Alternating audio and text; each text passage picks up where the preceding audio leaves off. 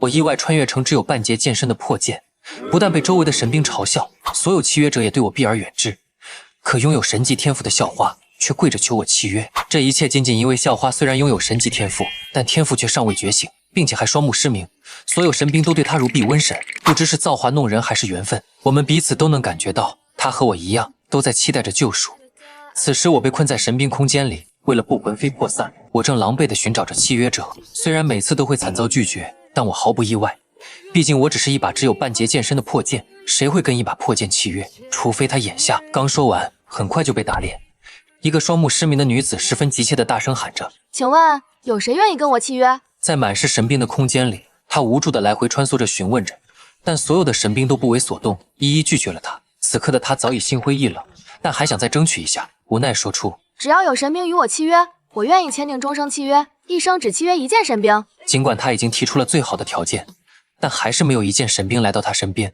此刻她的心情已经跌落至谷底，静静地蹲在原地。她已经连续3年进入神兵空间，只因与大伯约定，说是无法契约神兵，就把她嫁给变态大叔进行联姻，但至今却迟迟未契约到神兵。这次再契约不到，后面将再也无法进入神兵空间。突然一群人从旁边路过，阴阳怪气说道：“这不是姜妍吗？没想到他竟然还不放弃，这是最后一次机会了吧？真是可惜了，她的外貌长得这么漂亮，却是一个瞎子，而且资质也不好，怎么可能有神兵愿意选择她呢？她注定只能成为普通人。”随后他们便纷纷离开，寻找自己的神兵。他们走后，周围只有姜妍独自一个人。此刻我在一旁默默看着，我知道这是他唯一的机会，或许也是我能出去的唯一契机。经过思索，我决定与对方契约，而且关键对方还那么漂亮，怎么想我都不会吃亏，我岂能错过？于是我主动来到姜妍身边说道：“我愿意与你契约，你愿意接受吗？”姜妍感受到我的神兵气息，生怕我会离开，连忙开口：“当然愿意。”虽然他看不见，但我不想欺骗他，于是主动说道：“但我只是一把断剑，就算与我契约，也无法给你太大的实力提升，你真的愿意吗？”姜妍虽然有些遗憾，但也清楚地知道自己的情况，开口道：“你也看出来了，我双目失明，什么也看不到，而且资质也不好，哪里还有挑选神兵的份啊？你愿意与我契约，我就已经十分开心了。只要我契约了神兵，大伯就不能将我嫁给那个变态了。”听到这话，我提到嗓子的心终于放下，我也生怕他抬头就给我来一句不。随后我说道：“既然如此，那我们就契约吧。”姜妍点了点头，开始与我签订契约。随着我与姜妍契约完成，我的脑海里突然传来系统提示音：“恭喜宿主，契约成功，开始自动激活神兵进化系统。宿主可通过吞噬各种有能量的物品获取进化点，进化点可以进化任意东西。”看到道章的金手指，激动的差点老泪纵横。可惜我是一把神兵，没有眼泪。迫不及待地打开系统面板，简单扫了一下，有点破防，发现自己都没鸟用了，属性还这么废。看看人家隔壁都可以拿颜值换伤害，老子做出这么大牺牲，竟然只有1%的攻击力。不过还算有点良心，给了个金手指，迟早也能坚挺起来。随后我打开姜妍的面板，其他属性都很一般，唯独天赋的彩色女帝传承让我很好奇。有一瞬间我在想，她会不会是穿越者？但不过看她模样，应该不是穿越者，更像是转世重修之人。突然一旁的姜妍开口，把我的思绪拉回了现实。她小脸通红，有点不好意思地说道：“我终于也有神兵了，今后还请多多关照。”在这个世界，大多数人类都会与神兵成为伴侣，我与姜妍签订的是终身契约，很明显，嘿嘿嘿。只不过我现在似乎并不完整。我捏了捏她的小脸蛋，说道：“放心，今后我就是你的眼睛。”姜妍点了点头，十分感动，轻声应了一声。由于姜妍双目失明，于是随后我拉着她的手离开了神兵空间。离开神兵空间，外面是操场，密密麻麻站满了学生。很快，只有半截身体的我成了全场焦点，现场一片哗然，都忍不住笑了起来。哈哈哈哈！这个神兵竟然是废的，只有上半身，笑死我了！一旁的姜妍虽然看不到，但是面对周围人的嘲笑，情绪低落，袖拳紧握，浑身颤抖，银牙紧咬。我握住了他的手，说道：“不要在意别人的眼光与看法，一些鼠目寸光之人只看表面而已。相信我，我会给你一个美好的未来。”两世为人，对于小屁孩的话，我根本不痛不痒。但姜妍可没有前世的记忆，她承受了这个年龄不该承受的痛。她从小就双目失明，一定遭遇过不少像这样的嘲笑。我对着姜妍说道：“今后有我和你一起，我会守护好你的。”我相信你。她虽然看不见，但还是知道我的属性面板，只不过系统给的金手指她不知道。随后我又拉着姜妍来到了他所在的班级，一名女子就迎了上来，阴阳怪气地说：“这不是我们的姜大校花吗？没想到啊，你竟然会选择一把破剑契约，真是笑死人了。”既然笑死人了，那我也没有看到你笑死啊！哼，一把破剑而已，脾气还挺大。人敬我，我敬人，你上来就狗叫，不怼你怼谁？哼，你不过一把破剑，是谁给你的胆子，敢跟本姑娘这么说话？难道不知道我的神兵乃是金色品质的海王三叉戟？哦，原来是那个在神兵空间之内到处招蜂引蝶，处处被追杀的海王三叉戟啊！那你们还真是一丘之貉。一旁的三叉戟听到这话，立马着急了。你一把破剑，有什么资格评论本尊？随后，一股属于金色品质的神兵威压朝我袭来，但让他惊讶万分，他的威压竟然对我一点影响都没有，这是怎么回事？任他想破脑袋也不会知道，老子可是有系统傍身的男人，区区金色品质的神兵威压，怎么可能镇压我？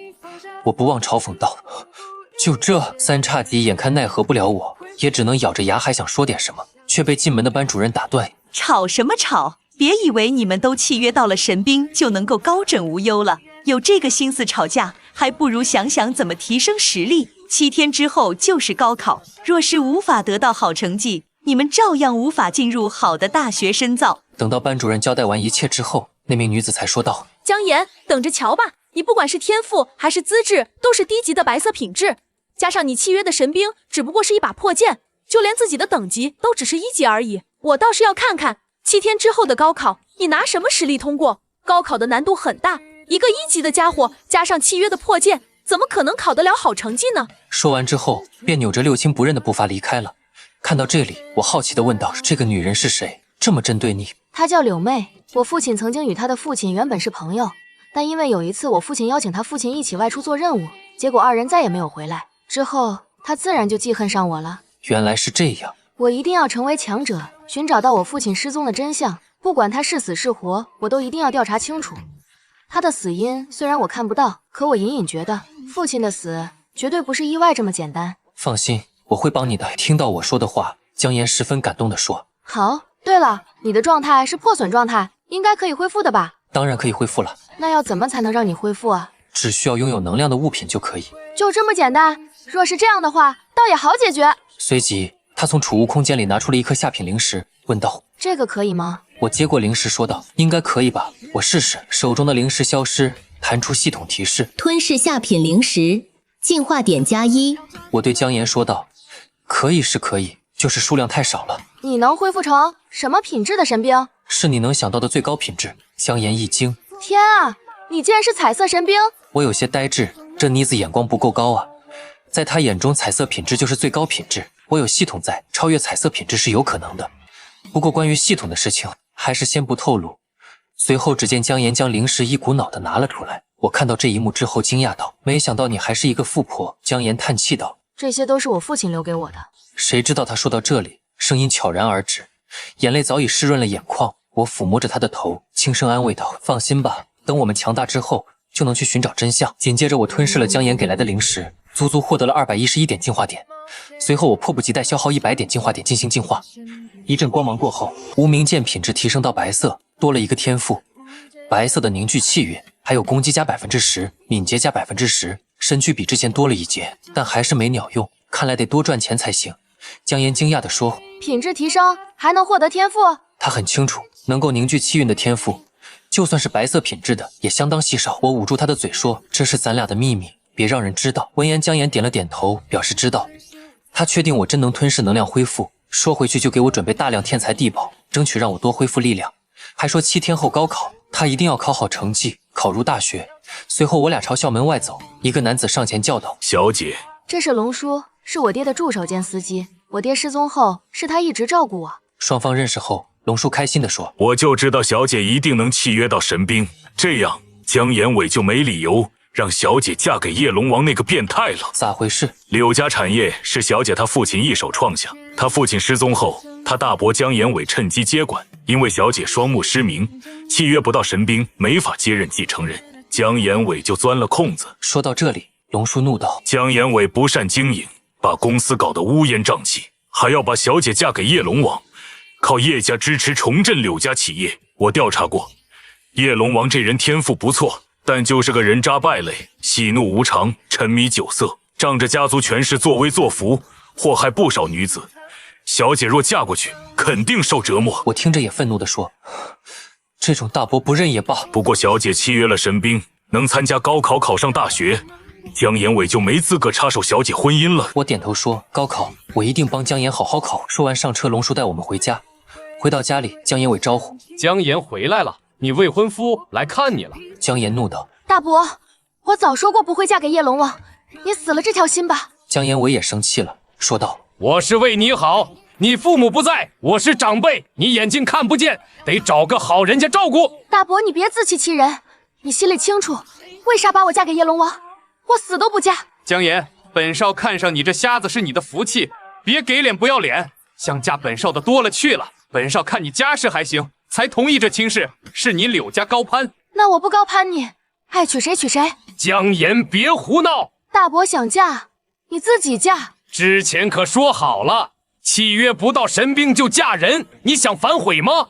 你天赋低级，又是瞎子，神兵又不傻，咋会跟你契约？不好意思，我已经契约到神兵了。啥？你契约到神兵了？我这么帅气的神兵在这儿，你眼瞎吧？江延伟一看我没下半身，大笑道，世上竟有你这种废神兵，能用吗？别管啥神兵，我做到约定了，你死心吧。说完带我上楼，江延伟还，江岩，你还有高考，考不进大学，我照样把你嫁掉。叶龙王冷道，江延伟，你这大侄女不想嫁本少。叶少，您看，江岩契约的是废神兵，高考考不进，还得嫁你。叶龙王想了想，点头，行，等你好消息。江延伟送走叶龙王，自语道，哼，江岩，你别想坏我好事，契约把破剑就想逃，乖乖等着出嫁吧。房间里，江岩气愤道，这大伯太绝情了，气死我了。看他那样，肯定会想办法让你嫁给叶龙王。龙叔急问，那咋办？小姐真嫁过去，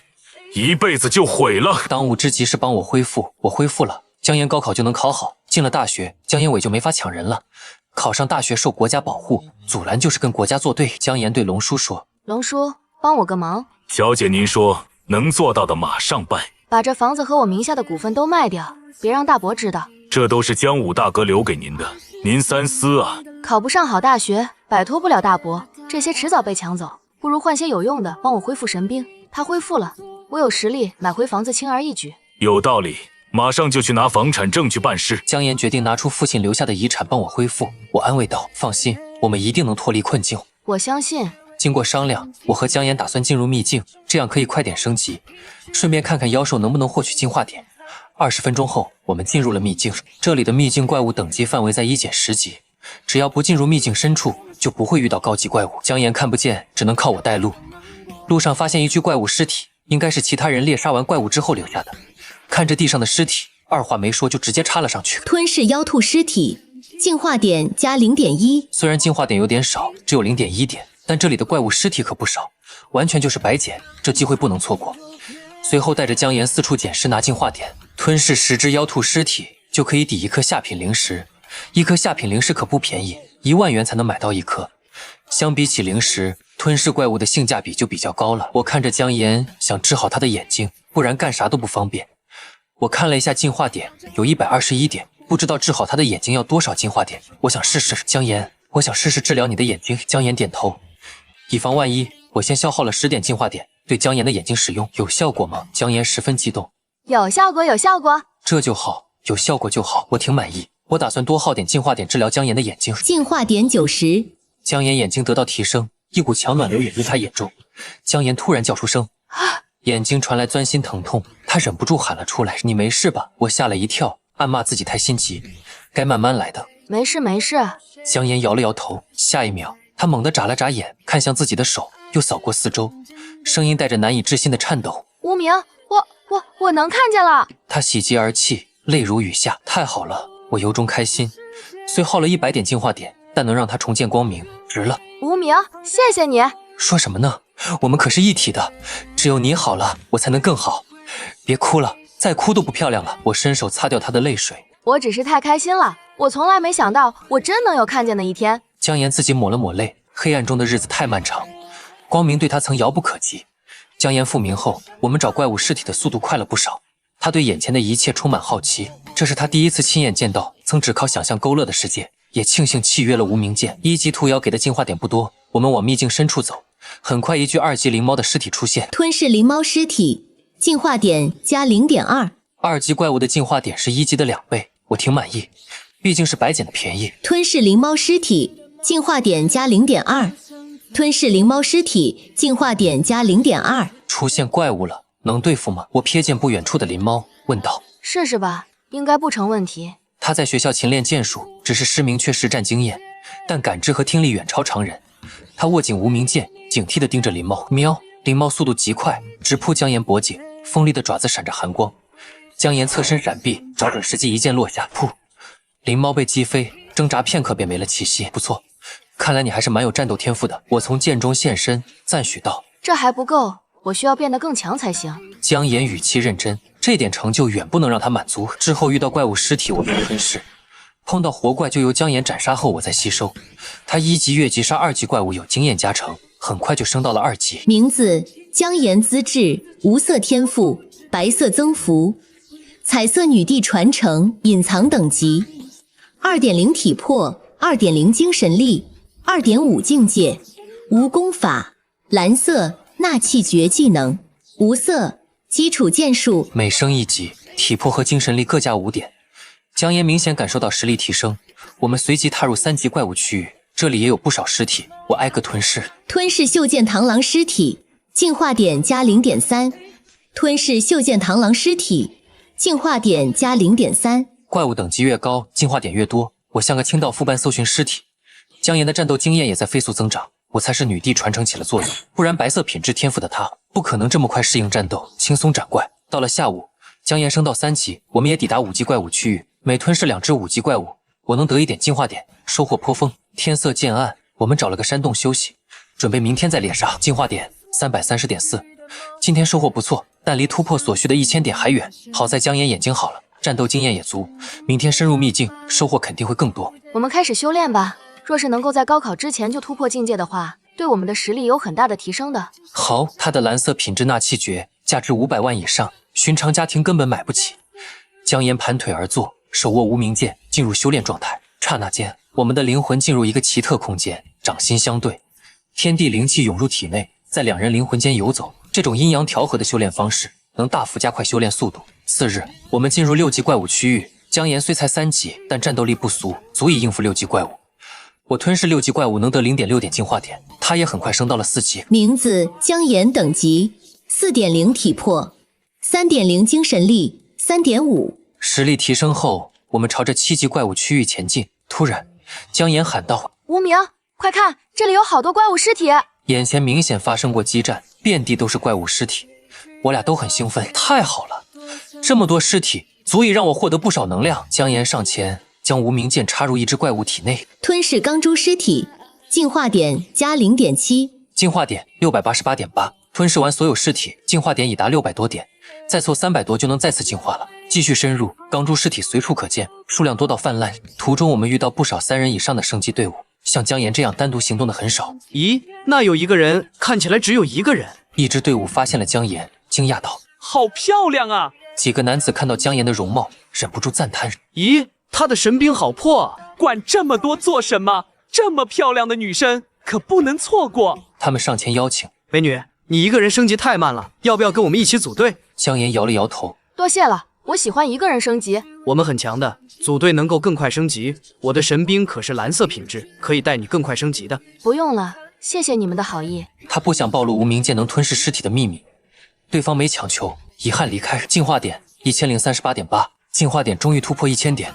我激动地对江岩说：“我能再次进化了！”太好了！江岩也为我感到开心。进化点1000，无名剑品质提升至黄色。名字：无名剑破损品质，黄色破损天赋，黄色凝聚气运，强化属性，攻击加 50%， 敏捷加 50%， 体力加 50%， 境界无功法，黄色黄帝内经第一重。进化点38.8，进化后我的身体又长了1截，可依旧没能恢复完整，心里忍不住吐槽自己还是没鸟用，想要彻底恢复还得继续攒进化点。江岩看清我升级后的属性，满脸震惊：“你的属性也太强了吧！每提升一次品质，都能增加一种属性，这属性都能吊打那些绿色品质的神兵了。而且你的天赋竟然也随着品质的提升而提升，而且还能增加一种天赋，真是太强了。我心里暗爽。正常黄色品质神兵只有2条属性，增幅最多30%，而我不仅多一条属性，增幅还达50%，天赋更是每升1级多一个，这待遇确实独一份。姜岩的强化天赋能同时提升我俩的全方面属性，不管是体质恢复力还是修炼速度都能受益，他对高考也更有信心了。有了无名剑的帮助之后，这次高考我充满了信心。我说过的，要带你走上人生巅峰，就肯定不会食言的。多努力一点，争取在高考之前将我的品质再提升1级。好，你的品质再提升1级，就达到了绿色品质了。姜岩眼睛亮晶晶的，我瞬间笑不出来。谁想被绿啊？哦，不对，是我绿别人。那没事了，有了新属性加持，姜岩用我斩杀怪物时更得心应手，杀伤力大增。我俩一路往前，我不停吞噬钢珠尸体，进化点稳步上涨。轰！远处传来一声巨响，声音是从那里传过来的。过去看看，路上满是战斗痕迹，还看到一具女尸，胖乎乎的，被钢珠利齿穿透而死。不远处一把神兵掉在地上，气魂瞬间现身，对着姜岩说道：“这位漂亮的女士，请带我走吧。我可是黄色品质的神兵，可比你手中的那把破剑要强。”我从剑中现身，冷笑道：“就你也想跟我抢人？你一把破剑，锈迹斑斑，气魂没有溃散就已经不错了，怎么可能比得上我？只要是正常的人都会做出选择吧？你以为自己很强？那是当然，本神兵可是黄色品质的神兵，若不是这个主人太胖跑得慢，我一定可以带他成为强者的。本神兵拥有30%的攻击加成，比起你这把破剑，属性肯定更强。小姐姐，我相信你会做出正确的选择的。”我拒绝。姜岩想也不想就拒绝了，对方一愣，随即恼羞成怒：“真是脑残的女人！老子可是黄色品质的神兵，能够选择你这个白色品质天赋的女人，那是你的荣幸。你他妈竟然还敢拒绝我，你这个白痴！哈！”这家伙真是找死，让我过去吞了他。姜岩一愣：“你连神兵都能吞噬？不知道，试试看。正常来说应该是没问题的。”姜岩点头上前，那神兵吓得连连尖叫：“你们要干什么？你们别过来啊！啊！”咔嚓一声，我一口将他吞噬，神兵4分5裂，彻底消失。吞噬黄色品质神兵，进化点加500。黄色品质的神兵竟然拥有500点进化点，我大喜过望。要是能多吞几把，进化就快多了。我看向那具女尸，姜岩不忍道：“无名，人类就别吞噬了吧。在野外死去的人，若是不处理，只能被怪物一口一口啃噬。我将他吞噬也是为他好，这是不让他被野兽啃噬。就算他活着，也会选择被我吞噬的。”姜岩虽觉得哪里不对劲，但还是默认了。我连他身上的装备一起吞噬，收获不菲。吞噬人类尸体，进化点加37。前面肯定有更多的怪物，不过也更加危险，要不要去看看？从战斗痕迹和脚印来看，这里过去的怪物数量不少，那女人大概率是有团队的。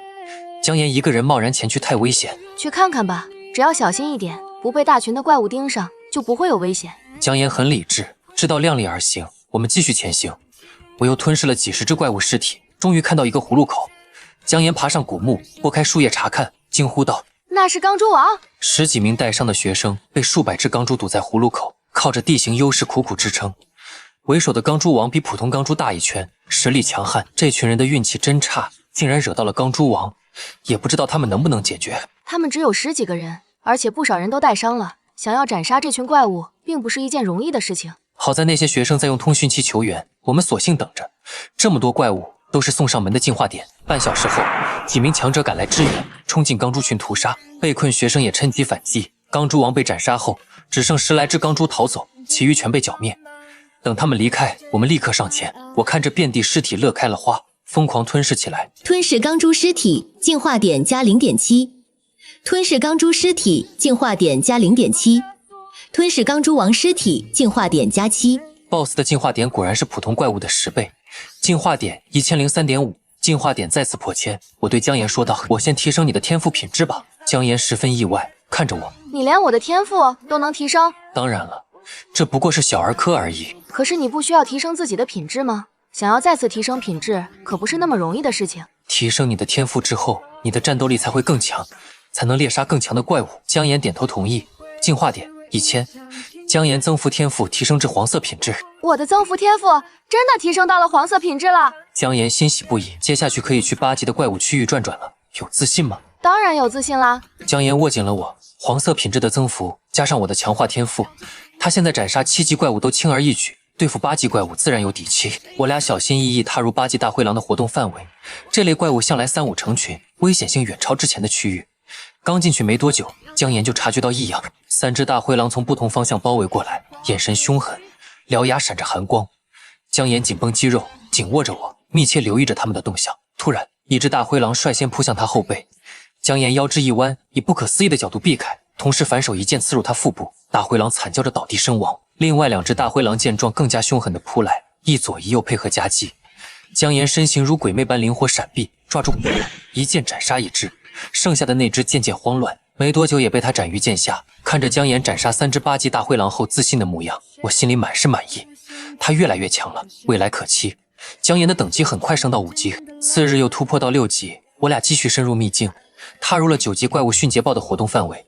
这类怪物虽快猛，但并非群居，姜妍对付起来不算费力。我们来到一处险峻山崖边，姜妍视力敏锐，忽然喊道：“这有一个山洞！”他竟发现了被密林遮挡的洞口，带着一丝惊喜：“进去看看。”我毫不犹豫地说道，满心好奇山洞里藏着什么。姜妍点头，从背包拿出绳子，牢牢绑在一块坚固的石头上，确认结实后丢下山崖。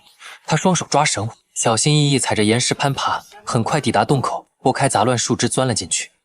洞穴昏暗幽深，几乎无光线穿透。姜妍带上头灯，照亮小片区域。只见墙壁长着青苔，地面潮湿，没有人类活动痕迹。要进去看看吗？他有些犹豫，转头征求我的意见：“进去看看吧，要是情况不对，我们立马撤退。”我俩谨慎向深处前进，没多久就听到奇怪的声响，像是生物叫声，又像爪子抓挠地面的声音，在寂静洞穴里格外刺耳。看看是什么怪物？我压低声音，做好应对准备。借着灯光，我们看清了怪物模样：噬金兽，体型如成年猫，健壮的身体覆盖着金属光泽的鳞片，满嘴尖牙正虎视眈眈盯着我们。竟然是噬金兽！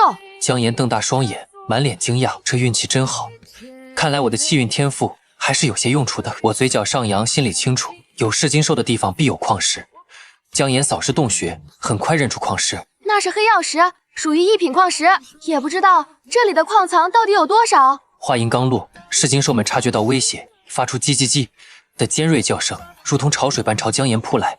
姜妍握紧我，眼神变得无比认真，看准时机挥剑反击。这些噬金兽等级在5到8级之间，防御不强。他身形灵活，在兽群中穿梭，每一剑都精准致命，还不忘缓缓后退，避免腹背受敌。一番激战过后，所有噬金兽被斩杀殆尽，洞穴里弥漫着血腥味。我操控本体上前，开始吞噬尸体。吞噬噬金兽尸体，进化点加 0.5。吞噬噬金兽尸体，进化点加 0.6。这些矿石应该也能助你恢复吧？可以的，至于能帮助我多少，我也需要试试看。我说完，一剑刺入一块黑曜石。吞噬黑曜石，进化点加 0.1。虽然单块矿石给的进化点不多，但这里是矿脉，根本不愁数量。我兴奋地持续吞噬，姜妍则负责斩杀偶尔出没的噬金兽，配合默契。在山洞里待了许久，姜妍凭借不断战斗升到7级，而我的进化点也终于突破1万点，终于又能突破了。我欣喜不已，每一次突破都意味着实力大增，也离恢复完整身体更进一步。姜妍同样满怀期待，紧握着我。进化点1万，无名剑品质提升至绿色，我的信息随之更新。名字无名剑，破损品质，绿色破损天赋，绿色尊凝聚气运，绿色强化，绿色千斩妖，除魔属性，攻击加 100%， 敏捷加 100%， 体力加 100%， 防御加 100%， 境界无功法，绿色虽黄帝内经第2重技能，白色缩奋力一击，黄色醉断月，绿色戳惊鸿一剑进化点 4.5 新天赋，斩妖除魔，对妖魔鬼怪有极大伤害加成，原有天赋和属性也大幅提升，还解锁了3个技能。姜妍看着信息，眼睛亮晶晶的，满脸兴奋地说道：“无名，你太强了！”我也挺开心，品质提升到绿色后，我终于有鸟用了。虽然还没长出双脚，但我坚信再升1、2级就能恢复完璧之身。只是这绿油油的品质标识实在不顺眼，我更想尽快升到蓝色。短时间之内想要再次提升品质，怕是不容易了。我微微皱眉，这里的黑曜石被吞噬的差不多了，且高考在即，我们不能一直待在这里。接下来的日子，我争分夺秒吞噬剩余矿石。系统提示音不断响起，吞噬黑曜石，进化点加 0.1。吞噬黑曜石，净化点加0.1。不知不觉，距离高考只剩最后一天，我停下动作，看着界面上的数值，净化点52194.2，矿石已所剩无几，满地只剩碎石。该离开了。剩下1天的时间，足以让你的等级再提升1级。等你的等级达到8级之后，就可以参加高考了。龙叔已经卖掉江岩父亲留下的不动产，换成了资源。回去之后，我就能吞噬这些资源，争取冲击蓝色品质。而江岩这段时间也彻底掌握了我解锁的3个技能，实力又上了一个台阶。我俩收拾好东西，朝着洞口走去。然而就在这时，一伙带着警惕神情的人突然从洞口走了进来。看到江岩后，满脸意外。洞口进来的一伙人里，一个身材壮硕、眼神狡黠的男人上前拦住江岩。美女，跟我们说下你在这里有什么发现？他上下打量着江岩，显然更在意山洞里是否藏着宝物。江岩握紧我，警惕地回答：这里能有什么发现？就是一群噬金兽而已。噬金兽？几人满脸意外，随即急切追问：那这里的矿产是什么？是黑曜石，只可惜这里的黑曜石已经被那些噬金兽吃得所剩无几了，你们就别想着挖掘了。为首的男子示意两人进洞查看，没多久，两人垂头丧气出来，跟他说的一样，里面确实有噬金兽与黑曜石，但数量所剩无几了，根本没有任何价值。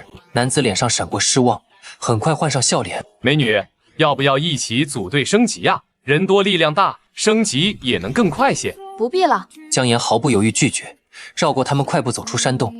那伙人没再阻拦，又进洞仔细搜查了一番，最终无果也离开了。离开山洞后，江岩直接前往10级噬虎兽的地盘。如今他实力大增，对付这些噬虎兽毫无压力，偶尔释放我解锁的3个技能，总能一击必杀。没多久，他的等级就提升到了8级。等级达标后，江岩离开秘境回到了家里。小姐，你可终于回来了。龙叔见到他，总算松了口气。龙叔，事情处理得如何了？小姐，你的眼睛竟然能够看到了。嘻嘻，都是无名，若不是他的话，我这辈子恐怕也无法看到。你我现在可是一体的，就不用这么客气了。太好了，若是江武大哥知道的话，一定会很开心的。龙叔激动地落泪。我已经将这栋别墅、车子、股份全部都出售给别人了，然后按照你的吩咐换成了灵石。不过我还留下了100万，以备你不时之需。屋主明天就会来看房子，所以我已经将该清理的东西都清理完了。谢谢龙叔，你放心，这次高考我肯定能够考进一所好的大学，然后带你离开这里。我就知道小姐肯定没有问题的。龙叔将灵石交给江岩，江岩取出散发着柔和光芒的灵石，递到我面前。这些灵石给你，看看能不能恢复一些。我微微摇头，认真说道：这些灵石用来给我恢复就太浪费了，它们蕴含的能量还是用来修炼更为合适。咱们得争取早点突破境界，这样在面对各种危险时才能更有把握。这些上品灵石每颗能给我带来100点进化点，但全部吞噬也凑不齐1万点，不如用在刀刃上。好，江岩毫不犹豫同意。你的资质确实太差了，这样下去修炼速度会很慢，我先将你的资质提升起来再说吧。只有资质提高了，修炼才能事半功倍。江岩脸上浮现出一丝不好意思。进化点减100，江岩资质提升至白色品质；进化点减1000，江岩资质提升至黄色品质；进化点减1万，江岩资质提升至绿色品质；进化点减1万，江岩增幅天赋提升至绿色品质。提升后，江岩的资料更新。名字：江岩，资质绿色天赋，绿色作，增幅，彩色作女帝传承隐藏等级，8体魄，50精神力，55境界，无功法，蓝色捉拿气绝技能，无色基础剑术。我还剩进化点31094.2，试着用进化点提升他的境界。进化点减100，江岩境界提升至炼气一重天。江岩瞪大了眼睛，哇！100点进化点就能够让江岩的境界提升到炼气一重天，我自己都惊呆了。无名，你竟然还能直接提升我的境界！江岩不可思议地看着我，我双手附在身后，故作淡定，小意思了，别这么崇拜我。接着继续加点，进化点减200，江岩境界提升至炼气2重天。进化点减800，江岩境界提升至炼气8重天。由于江岩等级限制，无法再突破。此时他的境界已达炼气8重天，全属性加80。随后我也用进化点提升自己的境界，同样达到炼气8重天。因契约关系，我的境界无法超过江岩。名字：无名剑，破损品质，绿色破损天赋，绿色村凝聚气运，绿色强化属性，攻击加100，敏捷加100，体力加100，防御加100境界，炼气8重天，全属性加80功法。绿色追黄帝内经第2重技能，白色追奋力一击，黄色锯断月，绿色军红一剑。进化点23894.2，剩下的进化点我打算留着，以我俩现在的实力应付高考绰绰有余。无名，姜妍刚想开口，别问这么多，这件事只有我们知道就可以了。我高深莫测地打断他，姜妍点了点头，没再追问。他看着自己的资料，显然也没想到修炼能这么轻松。这开挂的感觉确实爽快。晚上我们没动用灵石，打算先留着备用。次日一大早，姜妍收拾好生活用品，准备离开。龙叔已经带着2个人来到别墅。别来无恙啊，大侄女。一个熟悉的声音响起，姜妍惊讶道：“您是雷叔？”之前听张龙说你的眼睛好了，我还不信。现在看来，你的眼睛果然没问题了。小丫头真是越来越水灵了。雷天霸的妻子也是他的神兵，笑着说道：“雷神好，雷叔，你竟然从其他地方回来了，不会是你买了这栋别墅吧？”姜妍很快猜到，也没回来太久。我当时看到这栋别墅出售的时候，也是很意外，所以找到张龙问清楚原因，这才将其买下的。你放心，这栋别墅我给你留着，谁也别想抢走。我雷天霸在九龙城还是有些实力的。谢谢你，雷叔，今后我一定会买回来的。姜妍十分感动。小姐，别怪我不说，雷天霸说想要给你一个惊喜，所以我就没说。小丫头，你的事情我听张龙说过了，那个姜延伟真不是东西。你父亲在的时候对他多好，可他如今竟然为了利益，竟然要将你嫁给那个叶龙王。那个家伙什么德行，恐怕没有几个人不清楚。你放心，只要有雷婶在，他就休想将你嫁给叶龙王。雷天霸的妻子墨玉开口：“多谢墨玉婶婶，如今的我已经有实力改变这一切了，我会用自己的实力改变这一切的。今天就是高考了，我一定会在高考之中获得一个好成绩，让我大伯知道，我姜妍不是他可以随意处置的。”很好，很有自信。如此一来，那我就期待你的好消息传来了。墨玉满意的点头。这别墅你继续住着，我们又不缺房子。今后有什么事情，直接来雷霆武馆找我们。你父母的事情，我们会帮你打听一下的。不管是死是活，总要了解清楚。多谢雷叔。好了，不打扰你了，祝你高考顺利。雷叔再见。告别雷叔后，姜妍带着我来到九龙一中。今天是高考的日子，校园里挤满了考生和他们的神兵，大家都在等待考试开始。姜妍回到班级，刚坐下，柳妹就带着嘲讽走来。姜妍，没想到你竟然真的敢来参加高考！你一个瞎子参加高考不是找死吗？难道你以为凭借那把破剑就能够让你在高考之中平安无事了不成？我劝你还是回去乖乖嫁人吧。你们是不知道，姜妍的大伯要将瞎子嫁给叶龙王。你们知道那个叶龙王是谁吗？是九龙城叶家的嫡长子。可惜啊，那个家伙就是一个变态。他把姜妍要嫁叶龙王的事添油加醋说了一遍，众人议论纷纷。男的大骂叶龙王变态，女的可怜姜妍，却没人愿意出头。姜妍真可怜，父母双亡，还要被大伯嫁给变态。他这情况，连3本武道学院都考不上吧？来参加高考就是走个过场。大家很快不再关注姜妍，都在为自己的高考做准备。没多久，班主任莫兰严肃地走进班级。就要高考了，检查一下有没有带准考证。准考证很重要，没有准考证连秘境都进不去。检查好了之后，大家先去到操场集合吧。姜妍，你等一下。其他同学离开后，莫兰叹了口气。姜妍，这次高考比较困难，也比较危险，对于你来说难度实在太大了。要不你还是放弃高考吧，这样至少不会有危险。他还不知道姜妍眼睛已经恢复，依旧担心她的安全。姜妍笑了笑，多谢老师关心，我知道老师是为了我好，不过我有自信，也有实力参加高考，是不会放弃的。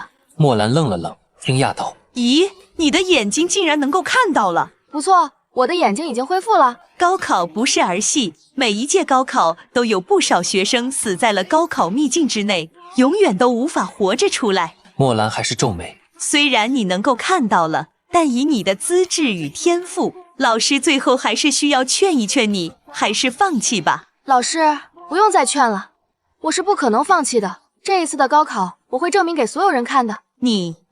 好吧，希望真如你所说的那样吧，加油！进入秘境之后，一定要记住，不要勉强，能走多远就走多远，主动放弃不丢人。墨兰见他执意如此，不再劝说。我们跟着班级来到操场，这里早已人山人海。校长上台做了10分钟的演讲，叮嘱了注意事项，最后大声喊道：全体都有，每个班的学生都不要乱跑，跟着你们的班主任走进高考秘境。在班主任的带领下，我们进入了秘境，被传送到一片空旷之地。全国的考生都聚集在这里，一眼望不到头。一个巨大的人影出现在天空。欢迎各位参加本届高考，我来跟大家说一下高考的规则。本次高考的规则很简单，那就是考验你们的实力。高考的时间为2个小时，2个小时之内会根据你们猎杀的怪物数量来计算分数。高考之中一共只有10种怪物，分别是1级到10级，而且它们的境界也分别是炼气1重天至筑基1重天。斩杀1级怪物可以得到1分，2级怪物得到2分，3级怪物3分，4级怪物5分，5级怪物10分，6级怪物15分，7级怪物30分，8级怪物50分，9级怪物100分，10级怪物200分。怪物的等级越高，斩杀之后分数也越多。但是我要告诉你们，量力而行，不要好高骛远。你们的性命只有1条，不要因为自负来不及传送而导致死亡。虚空之中浮现出详细规则，允许抢夺怪物最后1击，禁止攻击他人。攻击者会被强制传送，被攻击者可反击。上面有倒计时，归零后大家会被随机传送到考场区域。这个高考和咱们之前想象中的似乎不太一样。我快速看完规则，对姜岩说道：原本以为会有一堆弯弯绕绕、各种复杂的流程，没想到倒是没那么麻烦，直接就是考验大家的战斗力。姜岩仔细看了一遍规则，神色凝重。这上面明确说了，高考里可不只有那些怪物，还有各种各样的机关陷阱，这些同样不能掉以轻心。你想想，要是咱们不小心掉入这些陷阱，导致高考失败，那可就太可惜了。老师以前就讲过，每一届高考都有不少学生因为各种意外状况，最后高考失利，这些都是前车之鉴，咱们绝对不能大意。你说的没错，我点头，表情也严肃起来。虽说放弃能保命，但谁也不想错过改变命运的机会，咱们可得全力以赴，别阴沟里翻船。倒计时开始闪烁，数字飞速跳动，归零的瞬间，一道道光芒闪过，所有考生被随机传送到考场内。刚落地，就听到震耳欲聋的喊杀声：杀！一个身材魁梧的学生挥舞长刀，率先冲了出去，其他学生纷纷响应，拿起形态各异的神兵、宝剑、巨斧、长鞭、仙女棒，甚至意大利炮，朝着怪物全发起进攻。低级怪物很快被消灭干净，不少学生继续向高级怪物发起挑战。我和姜岩早就商量好，目标直指10级怪物，他们境界在筑基，是这次高考最强的存在。没人觉得有学生能猎杀。考场外，监考老师和各大学院的招生老师都在关注着情况。这些拥有彩色品质神兵的学生早已被保送顶级武道学院，参加高考只是为了争夺状元，证明自己的实力。此刻分数榜上的排名混乱不堪，随着考生斩杀怪物或触发陷阱，排名时刻在变化，谁能最终夺魁还是未知数。热门选手们的表现让场外招生老师大跌眼镜。李辅居握着彩色品质的青莲剑，身形矫健地冲向8级刀锋战士区域。他抚摸着剑身笑道：青莲，这一次的高考我们一定要拿个状元，让所有人都见识见识咱们的厉害。过了一会儿，他又兴致勃勃地说：青莲，此时此刻我诗性大发，想作诗一首，记录下这激动的时刻。青莲妹妹，你怎么不说话？青莲剑里传来略带嫌弃的女声：打架就打架，你废话太多了，能不能专心点，先把这些怪物解决了再说。李辅居尴尬地挠挠头：好好好，青莲妹妹，我这就专心战斗。说完，握紧长剑，眼神变得锐利。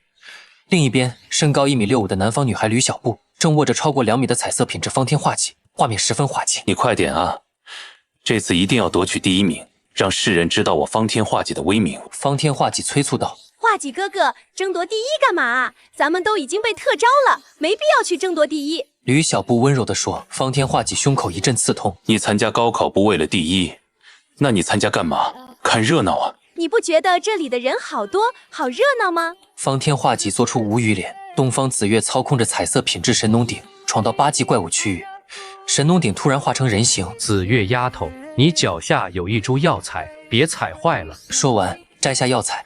东方紫月无语。神农鼎，你知不知道这是在高考？等高考结束之后，我一定给你买一大堆药材，让你吃个够。神农鼎眼前一亮，一言为定。等等，我又看到了一株药材，马上就好。冷傲拿着女娲石进攻，怪物速度骤降。你怎么不杀了他们？冷傲问道。他们并没有做错什么，为什么要杀他们？女娲氏回应：如果不杀了他们，我们就无法得到很高的积分，就无法获得高考第一。为什么要获得第1名？获得第一能够得到荣耀，能够得到别人的夸奖称赞，大家都会很开心的。人类是一种很虚伪的生物，你不觉得这种东西没有意义吗？冷傲想了想，点头。你说的对，这个高考不考也罢。说完，直接放弃了高考。场外老师彻底僵住，没人注意到我和姜岩已经悄悄来到10级怪物地龙兽的区域。这怪物皮糙肉厚，境界高，破坏力强，根本不是新生能对付的。我们上，我对姜岩说。他点头，握紧剑跃向地龙兽。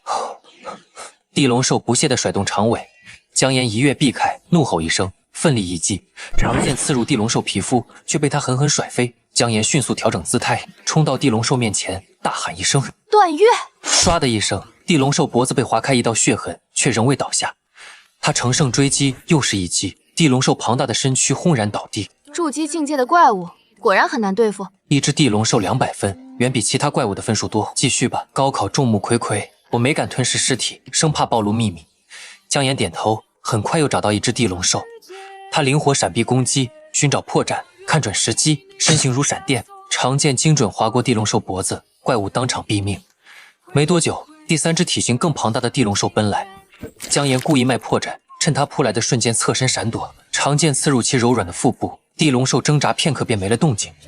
随着斩杀的地龙兽越来越多，姜岩的分数飞速上涨。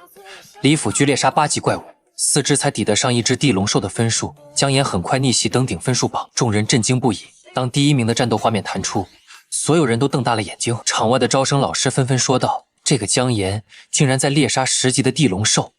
当初这怪物放在高考里就是凑数的，根本没人觉得能猎杀。这女孩一定契约了了不得的神兵！快！将她的资料给我找出来！”10大学院的招生老师纷纷下令调取资料，可看到资料后，所有人都僵在原地，满脸难以置信。资料显示，姜岩，女，18岁，天生双眼失明，资质无色，高3才成功契约一把无色品质的神兵无名剑。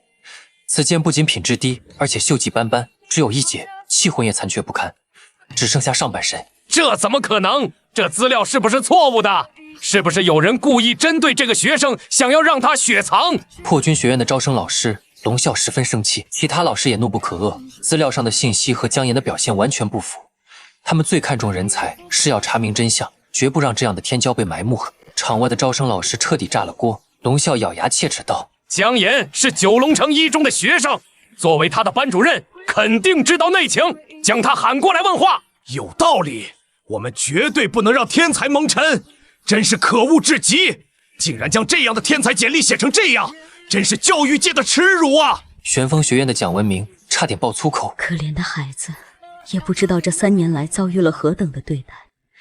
即使如此，他依然能够在高考之中一鸣惊人，真不知道他承受了多大的委屈，多大的代价。”云隐学院的尤婉然心疼地说。没多久，姜岩的班主任莫兰被请到了众人面前，他一脸错愕：“各位学院的老师，教育局的领导，你们好，我是龙城一中高30班的班主任莫兰，不知道各位找我有什么事情？”莫兰老师是吧？我很想问一下，你们这样篡改学生的资料，让他承受不该承受的痛苦与畏惧，你到底是何居心？你的良心不会痛吗？尤婉然当场质问。莫兰老师，我相信凭借你一个人不可能做到这样的事情。你说出来幕后的指使是谁？你要是说出来，我们可以从轻发落。教育局局长严肃地说：“一个逆天的天才，竟然被你们写成如此不堪，简直是目无法纪，胆大包天，岂有此理，枉为人师！”龙啸怒吼道。莫兰被骂得一头雾水。不是，你们能不能说清楚一点？我真是被你们搞得丈二和尚摸不着头脑。还在狡辩是吧？真是不见棺材不落泪。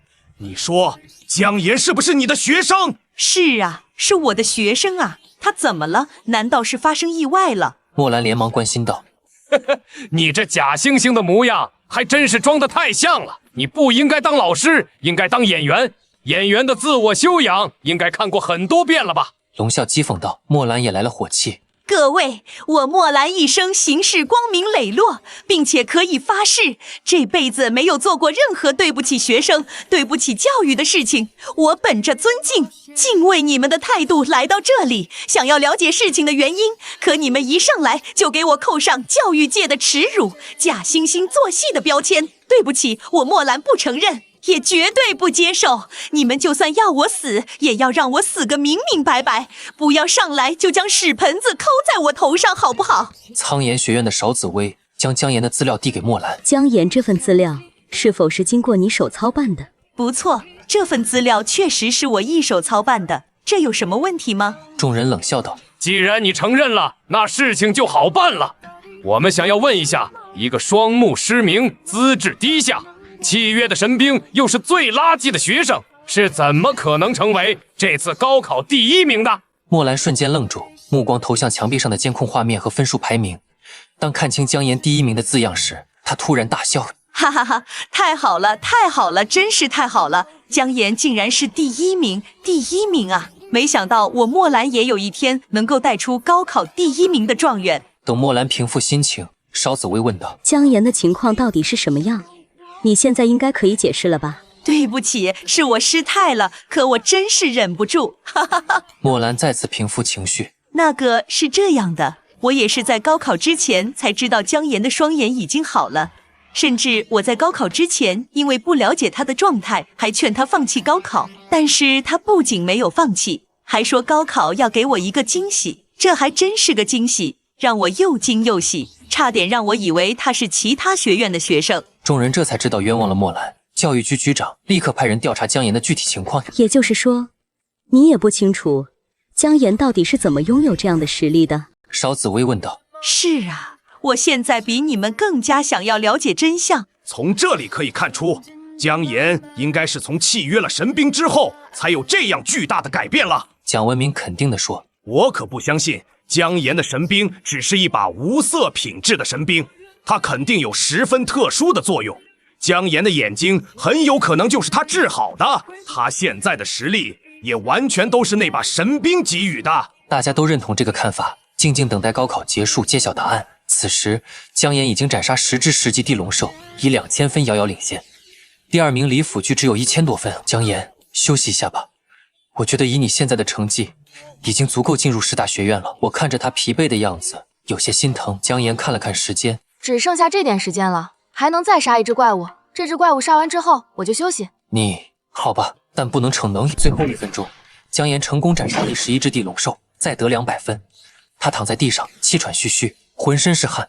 我幻化成人形，你也太拼了，刚才被怪物伤了一下，痛不痛？还行，没有大碍，出去之后上点药就好了。高考结束，所有学生被传送回原地。虚空之中，巨大的榜单缓缓浮现，所有人都瞪大了眼睛寻找自己的名字。毫无疑问，姜岩获得了2400分，以领先第2名整整1250分的成绩取得了高考状元。九龙城的学生彻底炸开了锅。柳妹冲到姜岩面前质问：姜岩，你告诉大家，你到底用了什么办法作弊的？你快说！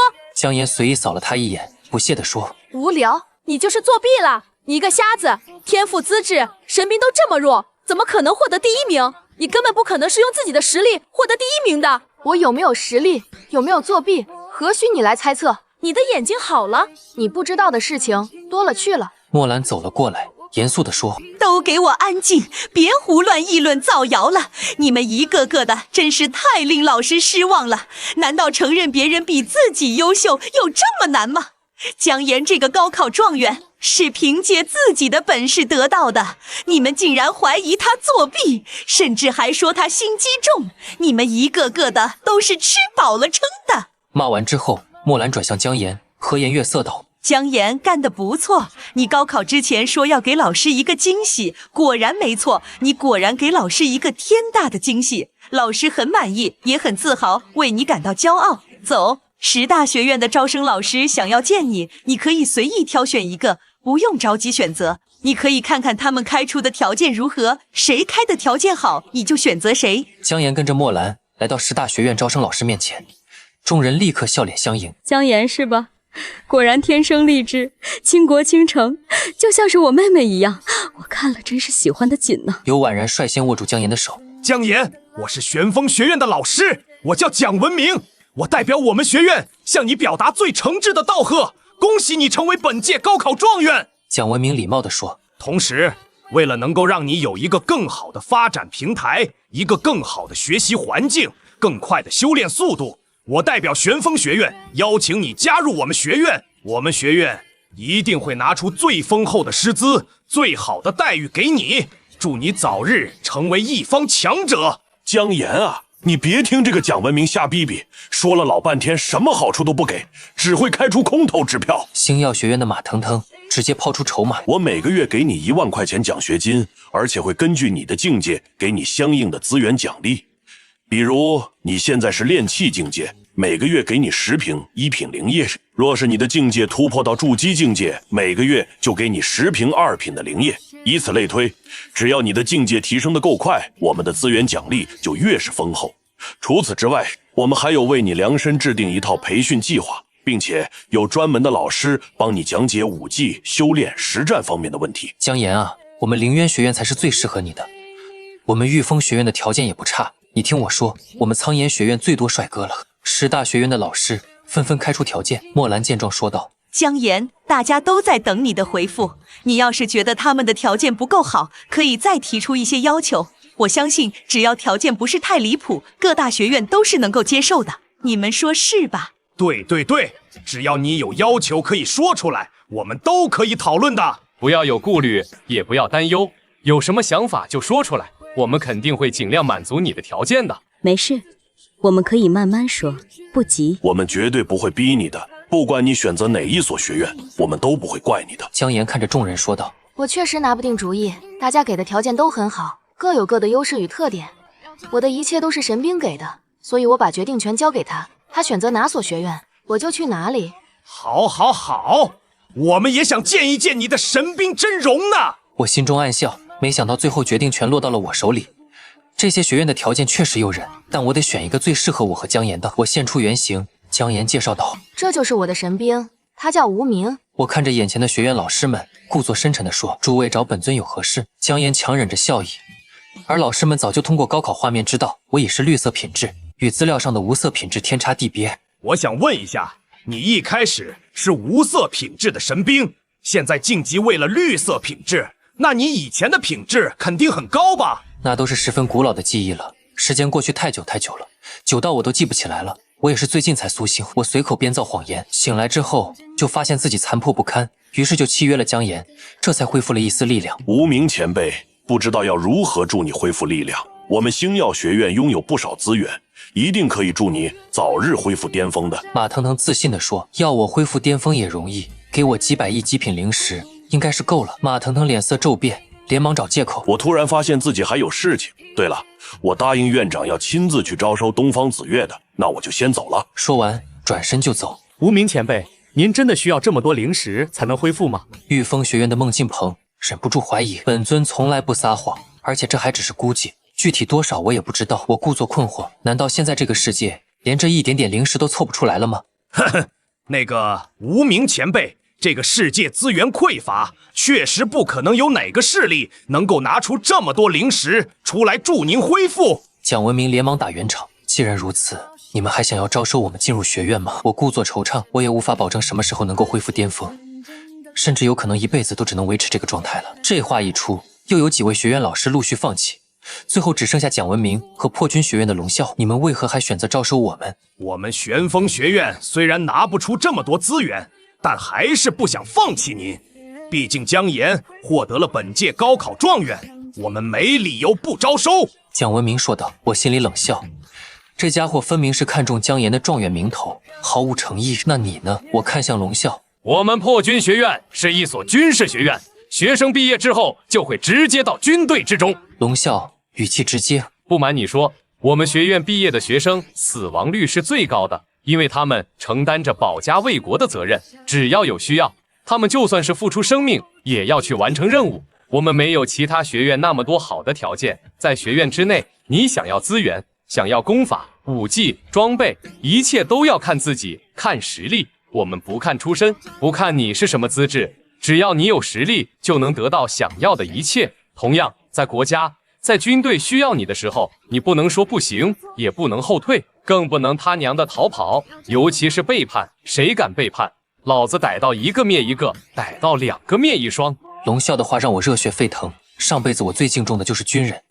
我转头对姜岩说：“姜岩，我选择破军学院，你会怕吗？”我说过的，你选择哪里，我都义无反顾支持。姜岩用力点头，哈哈哈，相信我，你们的选择绝对不会错的。虽然军人始终战斗在第一线，但军校里面的学生并不会那么早就与怪物战斗。你们会在军校里面经过一系列的训练之后，达到了满足毕业的要求之后，才会进入军队之中磨练。而且军队里面的生活也并非像你们想象之中的那样，平常没有任务的时候自由活动，做任务的时间还是十分充裕的。龙啸大笑，莫兰为姜岩感到开心。恭喜你，这是你的录取通知书。1个半月之后，我们会有军用飞艇去接你的。龙啸递过通知书，虽然无法向你保证什么，不过我还是会替你争取一些补贴。谢谢。姜岩接过通知书，不用客气，你家里的事情我也了解了一些。若是你大伯还敢强迫你做不喜欢做的事情，你直接去找城防军。永远记住，从你加入军队的那一刻起，整个军队都是你的后台，谁也别想欺负你。姜岩眼眶泛红，谢谢。龙啸留下电话后离开，莫兰带着我和姜岩传送回九龙城。校长得知姜岩是高考状元，激动得语无伦次，承诺会给他最丰厚的奖励。姜岩刚回到别墅，姜岩伟夫妇就带着人找上门来。姜岩伟大吼：“姜岩，你给我出来！”姜岩平静走下楼：“我这里不欢迎你们，你走吧。”姜岩，你好大的胆子！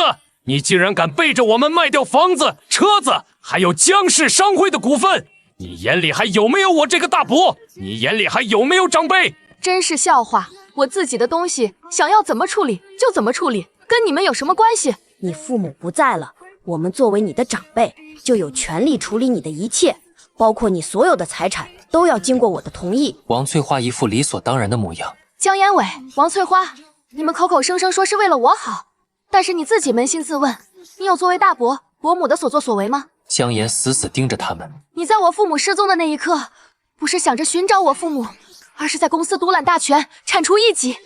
你看看你这段时间干的什么事情！公司高层全部换成一群酒囊饭袋，他们只知道吃喝享乐、勾心斗角，没有任何作为。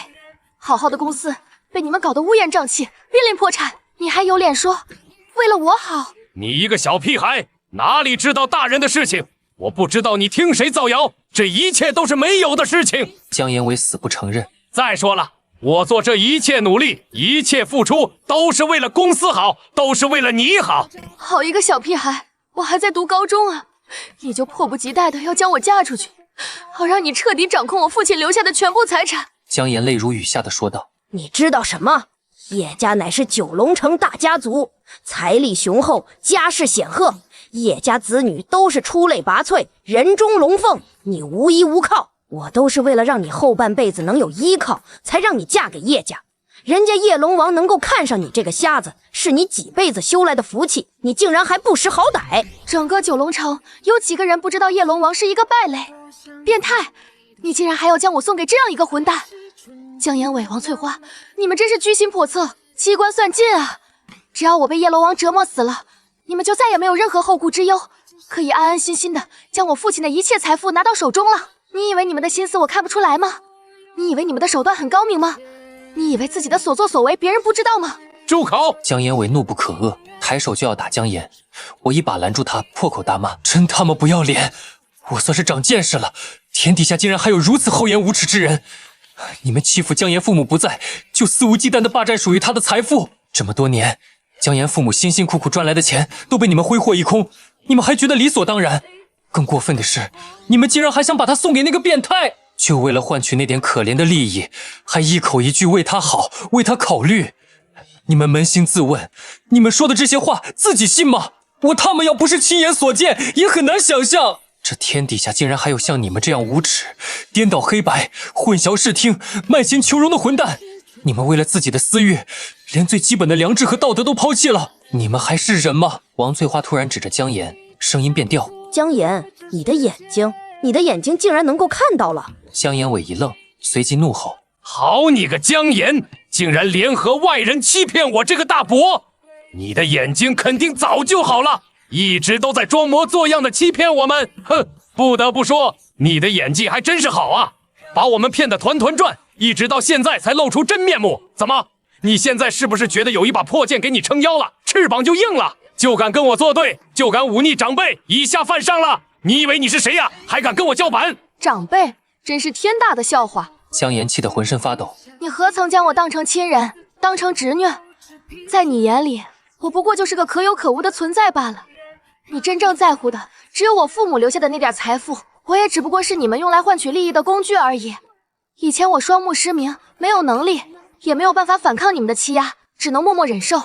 可如今，你们在我眼中什么都不是，我自己的人生凭什么要由你们来安排？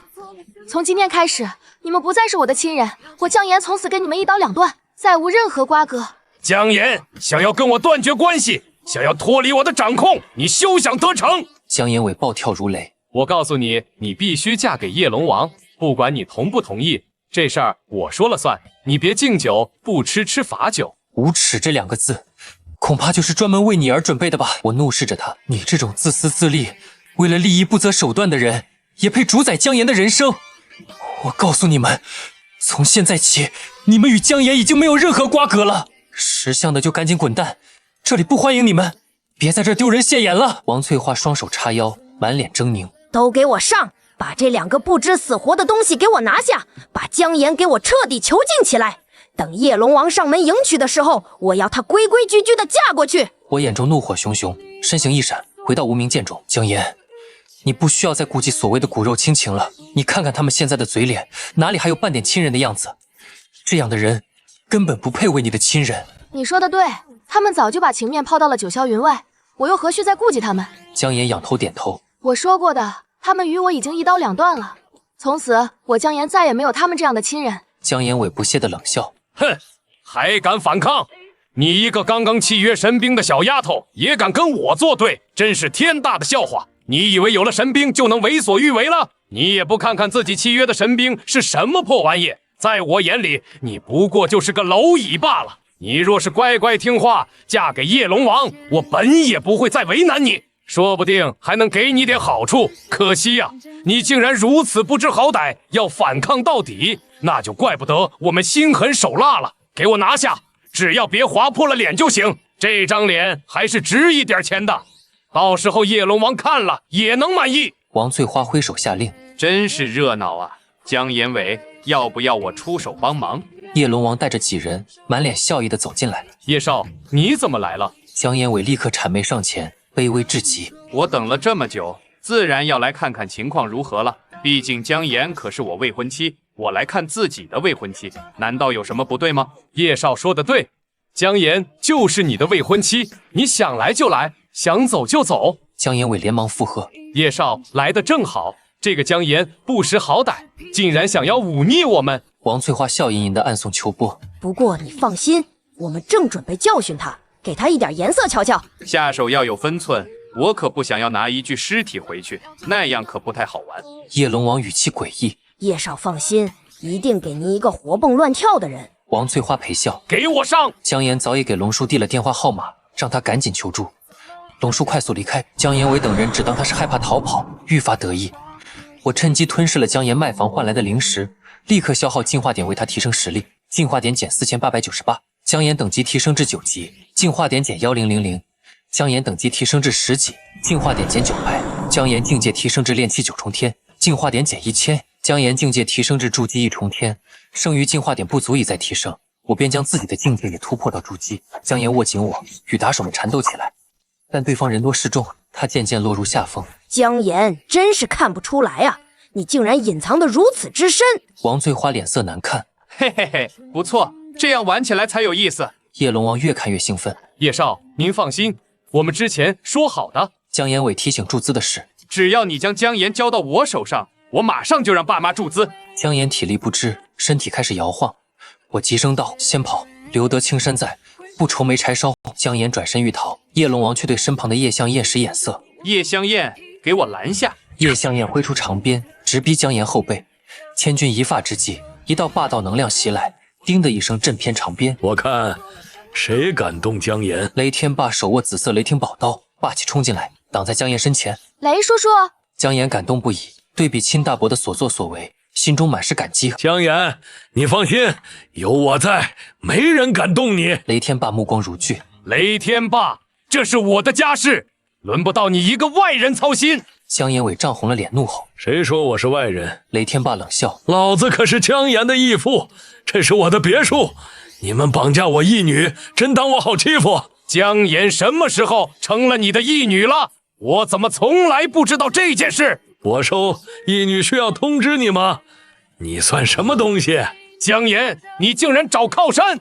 我跟你不熟，我找谁当义父关你屁事？叶龙王上前一步：“雷天霸，姜岩是我的未婚妻，今天我一定要带走她。没有老子的同意，你休想娶她！”雷天霸寸步不让：“谁动他一根毫毛试试？”雷天霸，你确定要跟我叶家作对？一个仗着家族势力耀武扬威的废物，也配跟我叫板？雷天霸轻蔑不已：“今天我就撂这儿了，谁敢动姜岩，我绝不放过！”他转头骂姜岩伟：“卖侄女，霸占财产，无情无义无德，狗都比你强！”雷天霸！姜岩伟气得哆嗦。就在双方剑拔弩张时，叶云走了进来。叶龙王惊喜喊道：“爸，你竟然来了！”雷天霸皱眉，暗中示意姜岩：“开战就先走，不用管我。”可是姜岩犹豫：“听话。”雷天霸，你对我叶家意见很大。叶云杀气腾腾：“你说要跟我儿子练练，我倒要看看你有什么本事。”叶云，堂堂叶家欺负无父无母的女孩，就是你们的做派。我叶家做事，轮不到你指手画脚。在九龙城，我叶家就是天。叶云嚣张至极，召唤出金色品质神兵傲龙剑，剑身龙纹游动，气息强大。金色品质神兵，快逃！别管我！姜岩含泪撤退。叶龙王下令：“别让他跑了，抓住重重有赏。”雷天霸爆发雷元素，凝聚雷蛟拦下追兵，却被叶云一剑逼退10几米，嘴角溢出鲜血。什么雷电蛟龙，不过如此。叶云傲然：“叶云，你果然是从上京来的，只有那里才有金色神兵。”雷天霸抹去血迹，叶云再次出手，金色巨龙翱翔而出，雷蛟奋力抵抗，却节节败退。给我趴下！叶云暴喝，金色巨龙猛扑而下，雷天霸被击飞数10米，重重摔落在地，喷出一大口鲜血。雷叔，姜岩不顾危险，转身奔回。别过来！雷天霸挣扎着站起，挡在他身前。叶云冷哼：“既然你找死，我就成全你。”正要出手，一中校长闵鹏月带着墨兰等人赶来。叶云，你敢在城内杀学生，目无法纪！闵鹏月怒斥：“闵鹏月，你诽谤，没有证据别乱说。”叶云毫不在意：“我看到你起了杀心吧？证据呢？再说，我岂会对一个小人物上心？”叶云挑衅：“姜岩是高考状元，你敢动他，就做好接受全国人民审判的代价。”我见危险解除，幻化成形，问姜岩：“没事吧？”“我没事，但我恨自己不够强。”姜岩握拳，满心不甘：“我们契约才没多久，这不是你的错。”我心中怒火中烧，这个仇我们记下了，暂时的忍耐是为了更好的报仇。叶云的杀心我看得真切，这笔账迟早要算回来。校长闵鹏月的话让全场震惊。最好如此。姜岩可是这一届的高考状元，你要是敢杀他，就做好接受全国人民审判的代价吧。高考状元，他一个无色资质的瞎子，怎么可能？闵鹏月校长可没有说谎，这一届的高考状元就是姜岩。城主带着记者走进来，笑吟吟地走向姜岩：“我代表九龙城向你道贺，奖励你1个亿作为表彰。”1个亿！王翠花眼睛发亮，连忙捅了捅姜岩伟。姜岩伟上前想要套近乎，却被保镖推开：“闲杂人等不得靠近！”我可是姜岩的大伯。我姜岩没有大伯。你胡说什么？我可没有开玩笑，我姜岩没有大伯。话音刚落，保镖直接将姜岩伟拎起，丢出门外。我看得解气极了，这城主真会来事。又一群气势凌厉的士兵走进来，城防军指挥展锋快步上前，脸上露出笑容：“姜岩，我是展锋，今后可以叫我展锋叔叔。”展锋叔叔好。姜岩礼貌回应，周围人彻底震惊。城市2位一把手竟然都为姜岩而来。展锋转向叶云，语气冰冷：“叶云，我听说你喜欢欺负后辈，正好我这个人也喜欢欺负后辈。”叶云脸色煞白，强装笑脸：“展锋指挥说笑了，这是绝对没有的事情。”你最好没有。姜岩是我军方的人，惹怒了我，该清理的垃圾，我肯定顺手清理掉。叶云咬牙切齿，带着人灰溜溜离开。临走前对叶龙王恨铁不成钢地说道：“你要记住，有实力才能为所欲为，没有实力只能像今天这样忍气吞声。父亲，我知道了，我一定会好好修炼。叶龙王憋屈的回应，姜岩成了焦点，媒体想要采访，城主安排了后续时间。我提议这里不适合居住了，雷叔，我们去你那里住几天。求之不得。姜岩明天来学校参加毕业典礼，还要发言。墨兰叮嘱道。啊，发言我不会啊。姜岩面露难色，没事，我来替你说，你站着就行。我拍着胸脯说道。次日，雷天霸送我们到校，记者被保安拦下，走进教室，所有同学都沉默地望着我们。昔日的取笑变成了复杂的眼神，柳妹也一言不发。毕业典礼上，校长和教育局领导演讲半小时后，轮到姜岩发言。我接过话筒，直接开口：本尊来到这个世界还是比较意外的，没想到这个世界与本尊熟悉的世界这么有所不同。这还要多感谢姜岩，是他与我契约，才能让本尊能够离开神兵空间，接触到外面的世界。大多数人都喜欢以貌取人，尤其是在座的各位小屁孩，你们自负、骄傲、自满、得意，目中无人的不在少数。我告诉你们，就算是一把破剑，一名盲人也能破茧成蝶，绽放出属于自己的光芒。我知道你们之中肯定有不少人觉得我们走不远，成就不会太高，认为本座一把破剑，姜岩一个无色品质资质的人能有多高的成就。我只能说抱歉，你们还是太年轻，见识太短。哦，我说的在座的各位都是如此，我们拭目以待。说完，我拉着姜岩走下台，全场沸腾。这神兵也太狂了，人家有狂的资本啊，带瞎子拿状元。学校给姜岩颁发了50块中品灵石的奖励，相当于500万，可对我来说也就500点进化点，实在看不上。校长担心我乱说话，替我们接受了记者采访。回到住处，我刷着采访新闻，不屑地吐槽，他们就是怕我们抖露真相，搞面子工程，没必要在意。我们1个多月后就要离开九龙城了。姜岩整理着装备，我们去秘境升级吧。等级太低，实力不够，确实该提升了，不然面对未知危险，根本没自保能力。我点头赞同。姜岩查询后选定恶狼谷，这里怪物多，等级合适，10到20级，方便快速提升。行，还有1个半月，争取把等级冲到20级以上。我说道，心里盘算着先提升品质。这绿色品质实在太亮眼了。姜岩戴上面罩，我们来到秘境管理处，缴费1万块后，管理员递过通行证。进去之后小心点，里面的怪物可不好惹。我们接过通行证，一同走进了恶狼谷秘境之内。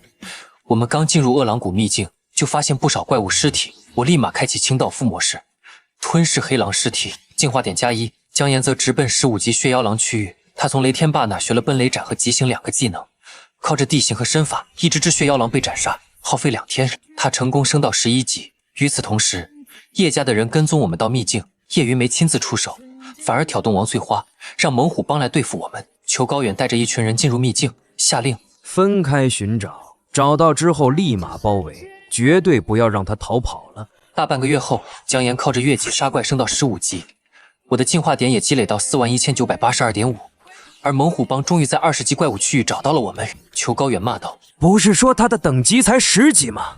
他怎么会在20级的怪物区域升级呢？都给我打起精神来！做了这一单之后，我们都能得到一大笔钱财。”姜岩，不对劲！我发现有人跟踪我们，压低声音，警惕地望向远处树林边缘的身影。有人跟踪我们，会不会是他们想要下黑手，抢夺我们身上的东西？姜岩眉头紧皱，暂时不知道，不过试一试就知道他们的目的了。姜岩心领神会，转身跑进茂密森林。跟踪的人慌乱大喊：“该死！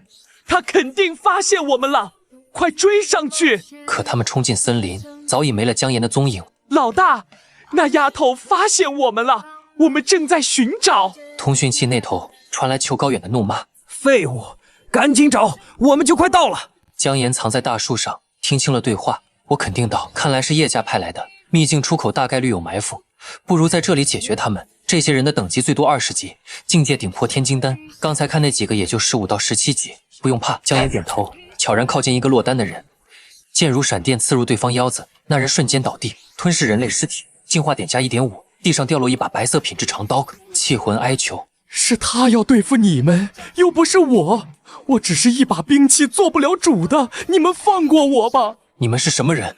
是不是来杀我们的？我们是猛虎帮的，有人出了高价，让帮主裘高远杀你们，具体是谁我不清楚。我冷笑一声，乖乖被我吞噬吧。吞噬白色品质神兵，进化点+100。气魂的求救声引来了另外2人，姜岩趁机出手，又斩杀2人。我吞噬后逼问神兵，得知裘高远20级筑基9重天境界，吞噬人类尸体，进化点加 1.7， 吞噬人类尸体，进化点加 1.6， 吞噬白色品质神兵，进化点加100，吞噬白色品质神兵，进化点加100。我捡起通讯器，里面传来裘高远的质问：怎么回事？找到人没有？裘高远，我等你们过来，我倒是要看看你们有没有本事杀我们。你们给我等着！敢杀我猛虎帮的人，我会让你们死无葬身之地！好啊，我就在这里等着，别到时候来了只是送死。你一把破剑，口气倒是不小，真以为自己能翻出什么浪花来？那我马上过来杀你。通讯器被挂断，姜岩担忧道：我们真的要在这里等他们吗？他们人多势众，我们会不会被动？这里地形复杂，利于游击战，你身法灵活，能发挥优势。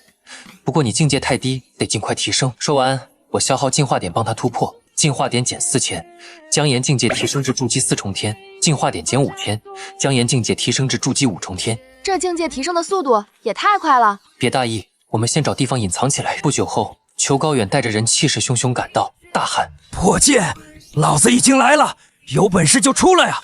别像个缩头乌龟一样躲着。那就看你能不能找到我了，别光在这里逞口舌之快。我说完，把通讯器丢进草丛。给我找，把这片区域翻个底朝天。手下很快找到通讯器，却不见我们踪影。姜岩如猎豹般潜伏，找准落单的人就偷袭，匕首精准刺中要害。我则快速吞噬尸体和神兵。吞噬人类尸体，进化点加 1.6， 吞噬无色品质神兵，进化点加10。半个小时后，手下慌张报告：老大，20几个兄弟联系不到了，只留下一些血迹。这群废物！裘高远怒不可遏，却还是下令继续找，让手下3、3两两行动。可姜岩依旧能找到机会偷袭。随着时间推移，裘高远的手下越来越少，最后只剩10几人。他抓起通讯器，声音阴沉：小子，是我小看你们了，有本事就出来呀！不急，要慢慢玩才有意思。游戏才刚刚开始，裘高远狠狠砸碎通讯器，咬牙道：撤！老大，我们折了这么多人，就这样走了？手下不甘：怎么可能？老子这是在等他自己跳出来。裘高远狡黠一笑：人少了也好，等解决他们，大家的赏钱翻好几倍。手下们眼中，我一眼就看穿裘高远的阳谋，他根本不是真撤退，是想引我们现身。可我向来不喜欢放虎归山，更舍不得让姜岩冒险，很快就想出一个绝妙计策。姜岩，你过来，我告诉你要怎么做。我压低声音，把引狼攻敌的计划详细告知。姜岩眼睛一亮，立刻行动起来。夜幕降临，营地里的裘高远有些不耐烦，手下问道：老大，那女人不会放弃了吧？说不定是被咱们吓破胆了。哼，这不过是他们的缓兵之计，就等着我们放松警惕偷袭呢。裘高远冷哼：晚上安排人放哨，都给我打起精神。夜黑风高，姜岩悄悄摸向狼群栖息地，激怒母狼，留下特殊气味，将狼群引向营地。很快，2条狼崽子被扔到营地前，放哨的人大喊：谁？裘高远冲出帐篷，看清后脸色大变：不好，快跑！这是他们故意引狼过来的。可已经太迟了，黑暗中无数双红色狼眼亮起，狼群蜂拥而至。这该死的破剑，老子跟你势不两立！裘高远怒吼着抽出大刀，带着手下杀向狼群。你这一招真是一举两得，够损的。姜岩看着混乱的战场，忍俊不禁，对敌人就得斩草除根，不然迟早是后患。我毫不在意，静静观察着战局。裘高远实力不弱，筑基巅峰的他斩杀不少狼群，但架不住数量太多，体力飞速消耗，手下更是死伤惨重，惨叫声此起彼伏。老大，救我！有人求救，裘高远却自顾不暇，只顾着突围。许久后，裘高远浑身是伤的杀出重围，刚松口气，就看到我们从暗处走出。是你们，该死的混蛋！他满眼仇恨。你之前不是要将我碎尸万段吗？我给你机会，出手吧！我双手抱胸，勾了勾手指挑衅。裘高远盘算着体力不支，转身就跑。想跑没这么容易。姜岩飞速追上前，没想到裘高远早有准备，猛地转身撒出白色粉末。嘿嘿，你以为我会没有准备吗？姜岩躲避不及，双眼中招，刺痛流泪，眼前模糊。这混蛋！好在他反应快，闭上了眼，只是暂时看不清。裘高远挥舞武器进攻，可姜岩凭借失明时的经验，靠听觉和感知准确抵挡。怎么可能？你都看不见了！他大惊失色。难道叶云没有告诉过你？我以前双眼失明吗？姜岩一边抵挡一边反问道。他趁机解下水囊清洗眼睛，视力很快恢复，眼中满是杀意。我要杀了你！姜岩招式凌厉，一招奔雷斩，将体力不支的裘高远击飞。没想到，老子竟然会死在一个学生手中！他躺在地上，不甘道：“说吧，让你出手杀我的人是谁？”我居高临下，语气冰冷。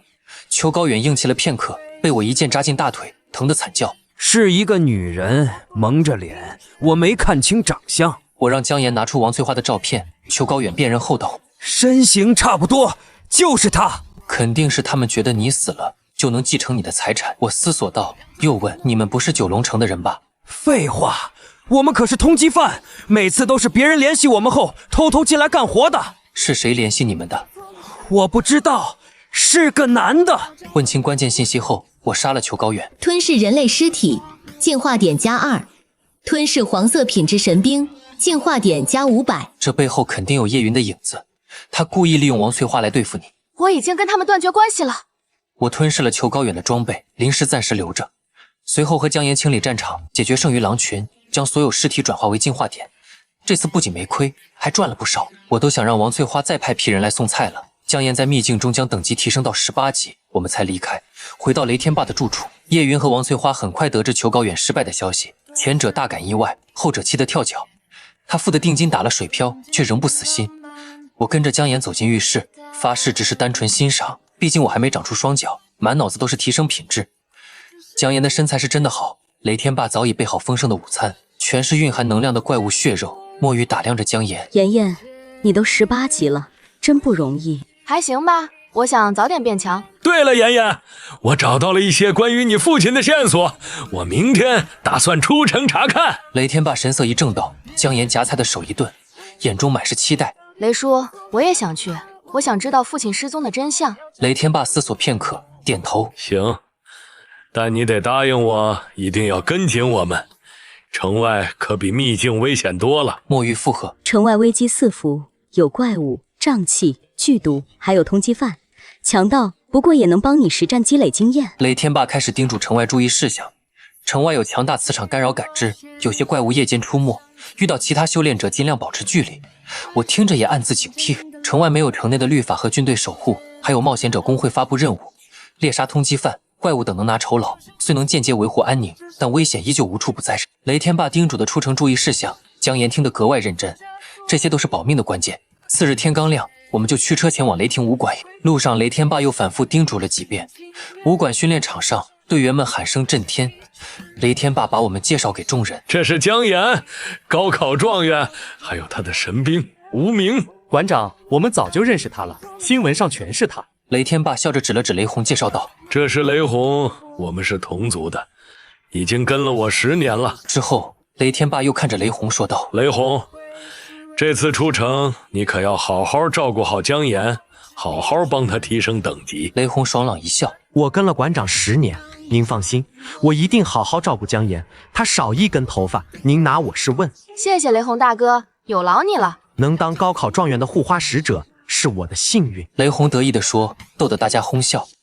我们上车出发，武馆里一个瘦小的人偷偷给叶云报信：雷天霸带着姜岩出城历练了。叶云在电话那头冷笑：“天赐良机，看你们这次怎么逃。”到了城门口，刚好遇到展峰带着士兵巡逻。你们这是要出城历练？他看到我们十分意外。是啊，展峰叔叔，雷叔还找到了我父亲的线索。展峰思索片刻：“我安排2个人进队，都是经验丰富的老兵，多份照应。”当然没问题，求之不得。展峰叔叔，会不会太麻烦了？姜岩有些不好意思。不麻烦，你是国家的希望之星，我可不能让你出意外。展峰摆了摆手，喊来张三和李四，保护好姜岩，他出事，你们也别回来了。2人应声，准备妥当，跟着上了车。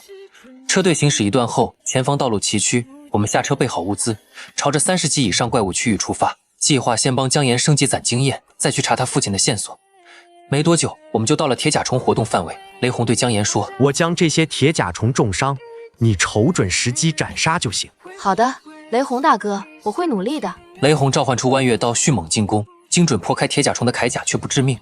几十只铁甲虫倒地挣扎。我对姜岩说：“我们也上吧。”我化作流光回到剑中，姜岩握紧无名剑冲了上去，身形灵活地穿梭斩杀。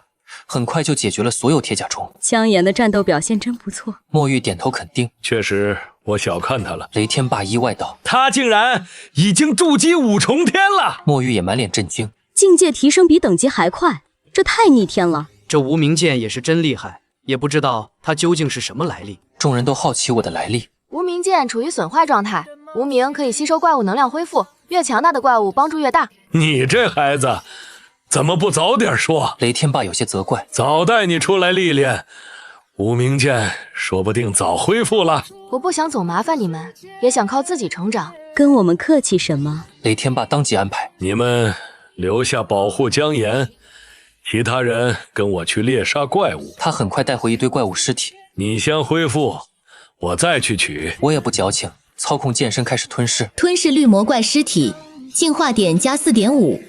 吞噬魔熊尸体，进化点加 5.4。雷天霸来回搬运尸体，我疯狂吞噬。江岩没多少怪物可杀，到傍晚只剩了1级。等他升到20级，众人便全力猎杀怪物，我只需跟在后面吞噬尸体。进化点涨得飞快，终于10万点了。我盯着数值兴奋不已，终于能摆脱那顶绿帽子了。进化点10万，无名剑品质提升至蓝色，一股奇异力量涌动，我的双腿渐渐凝聚成型。可惜没有脚掌，剑身也变长了不少，却依旧锈迹斑斑。我去，竟然还是差一点。我有些不满，紫色品质需要100万进化点，任重道远。调出资料，新增了蓝色天赋进化，能驱散邪气、负面能量和毒素。我满意了不少，这能给江岩多一层保障。名字：无名剑，破损品质，蓝色破损天赋，蓝色台凝聚气运，蓝色强化，蓝色战妖除魔，蓝色潮进化属性，攻击加200%，敏捷加200%，体力加200%，防御加200%，恢复速度加200%。境界筑基5重天，全属性加190%功法。蓝色戳黄帝内经第3重技能，白色戳奋力一击，黄色戳断月，绿色戳惊鸿一剑，蓝色戳焚天剑舞。进化点 17.3。蓝色品质在神兵中不算低级，但我的目标远不止于此，至少要到橙色品质才算真正踏入高级神兵的门槛。无名，恭喜你的品质已经恢复到了蓝色品质。下一次我将你的天赋也提升起来。他的增幅天赋潜力巨大，提升后战斗力会大幅增长。雷天霸走上前笑道：“恭喜！看来你的实力恢复了不少，还是十分感激你。若不是你的话，我也不可能恢复的这么快。只不过我发现你靠吞噬怪物恢复速度实在太慢，还有没有更快的办法吗？”有是有，可那些办法同样不简单，比如灵石、灵液、药材、丹药、矿石、装备等等，都能让我恢复，只不过获取难度不小。你能直接吸收矿脉内的矿石恢复吗？当然可以，若是有高级矿石矿脉，我恢复速度肯定会大大提升。城外有个3品黑晶石矿脉，开采了大部分，但仍有储备，以我们的实力完全能应对。有劳了，日后定当报答。我抱拳道谢。咱们都是自己人，客气什么？我们立刻动身前往矿脉，殊不知不远处，一群怪异服饰的人正暗中盯着我们。护法雷天霸一行18人，其中有2名军人，似乎在保护那个女孩。教众单膝跪地汇报：那个女孩肯定很重要，查清楚她的身份，还有给我们消息的人是谁。护法催促道：“3品黑晶石矿脉藏在巍峨大山中。”我们沿着残破的路前行，巨大的矿洞入口赫然出现，里面早已被血爪魔物霸占。这些怪物3-4米长，暗红色甲壳坚硬，血红色爪子布满倒刺。江岩下意识后退了半步，又很快镇定下来。放心，这点挑战不算什么，先清理掉这些血爪魔物。雷洪率先冲上去，挥舞弯月刀重伤怪物，其他人纷纷出手。张三、李四留在江岩身边警戒。我趁机吞噬倒下的魔物尸体。吞噬血爪魔无尸体，进化点加 4.3。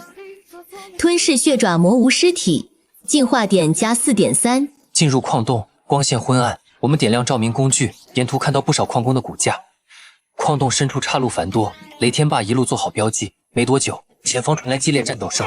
雷天霸等人正与体型更大、甲壳漆黑的精英级血爪魔物交手，还有一只血爪魔物头领。精英级怪物比普通的强1倍，头领级又比精英级强1倍，还具备智慧。江岩介绍道：“怪物分普通、精英、头领、领主、统领、君主、君王、君皇、帝王、霸主等级别。族群规模越大，出现高阶怪物的概率越高。书上的只是理论，现实更复杂。我们见过头领级怪物组成的族群，配合默契，还能施展联合技能，十分恐怖。很快，所有魔物被斩杀，我上前吞噬。吞噬血爪魔无尸体，进化点加 8.6。吞噬血爪魔无头领尸体，进化点加43。精英级魔物的进化点是普通的2倍，头领级是10倍。我暗自猜测领主级可能是100倍。目光很快被周围的黑晶石吸引，这些3品矿石都是未带走的储备，我直接开始吞噬。吞噬黑晶石，进化点加 0.6。吞噬黑晶石，进化点加 0.5。吞噬黑晶石，进化点加 0.2。每块黑晶石的纯度和大小不同，进化点也不一样。地上的矿石吞噬完，我一剑扎进洞壁，吸收里面的矿石精华，剩下的碎石纷纷掉落。这里的矿石足够他吞噬很久，想必能让他实力再提升一大截。墨玉猜测到，众人分成2队，一队修炼，一队防备意外。我则专心吞噬黑晶石，进化点稳步上涨。矿洞外，银月教青龙护法齐良策正盯着入口，满脸疑惑。这些家伙来废弃矿洞干嘛？次日清晨，教众单膝跪地汇报。护法大人，那女子是高考状元姜妍，雷天霸带她出来升级，发消息的嫌疑最大是姜妍伟和叶云。高考状元动了他，咱们银月教会被针对。齐良策瞪大眼，他详细了解姜妍伟觊觎财产、叶云结怨的情况后，立马上报教主。3天后收到指令，除了姜妍要活的之外，其他都杀了。齐良策暗叫不妙，悄悄联系白虎护法移交任务，自己则假死脱身。他可不想跟着银月教作死。青龙兄弟太够意思了。白虎兴冲冲带着人赶来，矿洞内，我吞噬黑晶石的当天，进化点就破了10万，进化点10万，姜妍增幅天赋提升至蓝色品质。几天后，矿脉被我吞噬殆尽，进化点定格在363210.9。我们也该离开了。可刚靠近出口，雷天霸突然止步，小心有埋伏，先别出去。白虎带着人从暗处走出，阴缩笑道：“雷天霸，好久不见啊！没想到咱们会在这里碰上。”是你，白虎，你们一直跟踪我们。雷天霸大惊，示意张三发求救信号。张三捣鼓一番，脸色难看。信号被屏蔽了，消息发不出去。哈哈哈，老子怎么会给你们通风报信的机会？今天你们一个都别想跑！白虎，你可知道对我们出手的后果？我们背后的势力可不是吃素的。别废话，谁让你杀了教主弟弟？今天就是你的死期！就算有军方的人，天王老子来了也救不了你！那个混蛋奸淫掳掠，无恶不作，杀他是为民除害。你们银月教也是祸害，找到老巢我绝不放过。张三、李四全力护送姜妍离开，这些家伙我来拦着。雷天霸迅速安排，姜妍潜力无限，绝对不能死在这里。雷叔，妍妍放心，我们命硬着呢。墨玉拍了拍他的肩膀，雷天霸举起墨玉刀，冲入敌群。别让姜妍跑了，教主要活的。白虎下令追击，我先提升境界，才能杀出一条生路。进化点减9000，姜妍境界提升至筑基9重天；进化点减1万，姜妍境界提升至金丹1重天。我和姜妍的境界同步，突破到金丹，这可是能让气魂拥有实体的境界。若不是危机当前，我肯定先攒进化点冲紫色品质长脚掌。姜妍的资料更新，名字姜妍资质，绿色天赋，蓝色增幅，彩色女帝传承隐藏等级20.3体魄，110精神力，115境界，金丹1重天，全属性加300%功法，蓝色纳气诀技能，无色基础剑术，白色奔雷斩，黄色极刑。张三在前开路，李四断后，姜妍握紧我厮杀。我看着进化点还充足，尝试提升他的体魄。进化点减100，姜妍体魄属性加1，性价比极高。我继续加点，进化点减200，姜妍体魄属性加1，进化点减300，姜妍体魄属性加1，最终消耗276000进化点，姜妍体魄提升到180，堪比34级的强度。她身形如鬼魅，在敌群中收割，敌人纷纷惊呼：这个女人怎么突然这么猛？就在这时，一名42级的银月教强者杀来，姜妍瞬间感受到巨大威压，吃力应对。别硬拼，先跑！他们要活捉你，不会下死手，逃出信号屏蔽区就能求救。姜妍立刻突围，那强者怒吼：拦住他！姜妍回头，手中我光芒大盛，焚天剑舞，火红色剑气席卷而去，10几名教众瞬间被秒杀。强者险之又险避开，气急败坏的追击。给我追，必须抓住他！姜岩施展极刑，加上我敏捷加200%的加成，速度快如虚影。很快，他逃出信号屏蔽区，逃出通讯设备。展风叔叔，我们遇到银月教埋伏，雷天霸叔叔他们还在苦战，快来救救我们！你放心，我这就派人过去。你先找地方躲起来。展风急切回应：我没事，但雷叔他们情况危急，我会以最快速度赶到，你别跟敌人纠缠，以逃跑为主。挂断电话，展风大喊：集合！数百名士兵迅速集结，他交代好守城任务，带着人登上飞艇，火速赶来支援。银月教的强者追了一阵，就被姜岩甩得没了踪迹。野外地域广阔，他们根本无从搜寻。往回走，为何要往回走？自投罗网呢？最危险的地方就是最安全的，敌人肯定想不到我们会回头。姜岩立刻反应过来，转头朝着矿洞方向移动。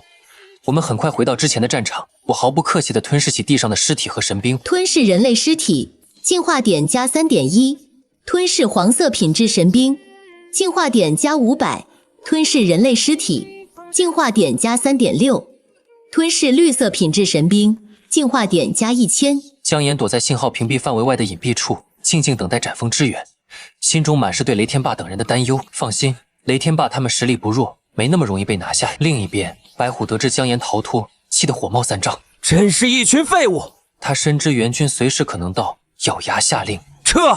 雷天霸等人聚集起来，看着白虎离去的方向说道：姜岩没被抓住，不然他们不会轻易撤退。先包扎伤口，再去找姜岩。他看着受伤的同伴，果断安排。姜岩确认白虎等人走远后，才现身朝着矿洞走去。雷叔叔，姜岩！众人听到声音都是一愣，纷纷转过头来，没想到姜岩会出现在这里，他们大感意外。是无名让我返回来的，他说最危险的地方就是最安全的地方。众人恍然大悟，张三兴奋地说：我联系上指挥了，他们很快就会赶到。我继续吞噬剩余的尸体和神兵，雷天霸等人则收敛牺牲同伴的尸体和神兵，眼中满是悲痛。银月教的混蛋，这笔账我迟早要算清楚。雷轰攥紧拳头，眼中满是怒火。没多久，天空传来轰鸣声，展风带着飞艇赶来，舱门打开，绳梯垂落，众人登上飞艇，展风松了口气。没事就好。银月教敢挑衅军方，必须付出惨痛代价。到时候可别忘了我们，我要亲手为兄弟们报仇。记得带上我们，我们也想要报仇。我连忙附和，其实是想趁机吞噬更多神兵，提升实力。好，一起复仇。白虎带着手下回到银月教总部，单膝跪地。教主属下办事不力，没能抓到姜岩，还伤了不少兄弟。教主坐在高台之上，戴着狰狞面具。这件事不是青龙在做吗？怎么又和你扯上关系了？回教主，我见青龙手下实力不足，便主动接手主导，都是我的错，请教主责备。白虎按照与青龙约定的说法回应：真是可惜了好机会。那姜岩是高考状元，声望极高，让她当圣女，能吸引无数信徒，助力我们扩大势力。教主英明。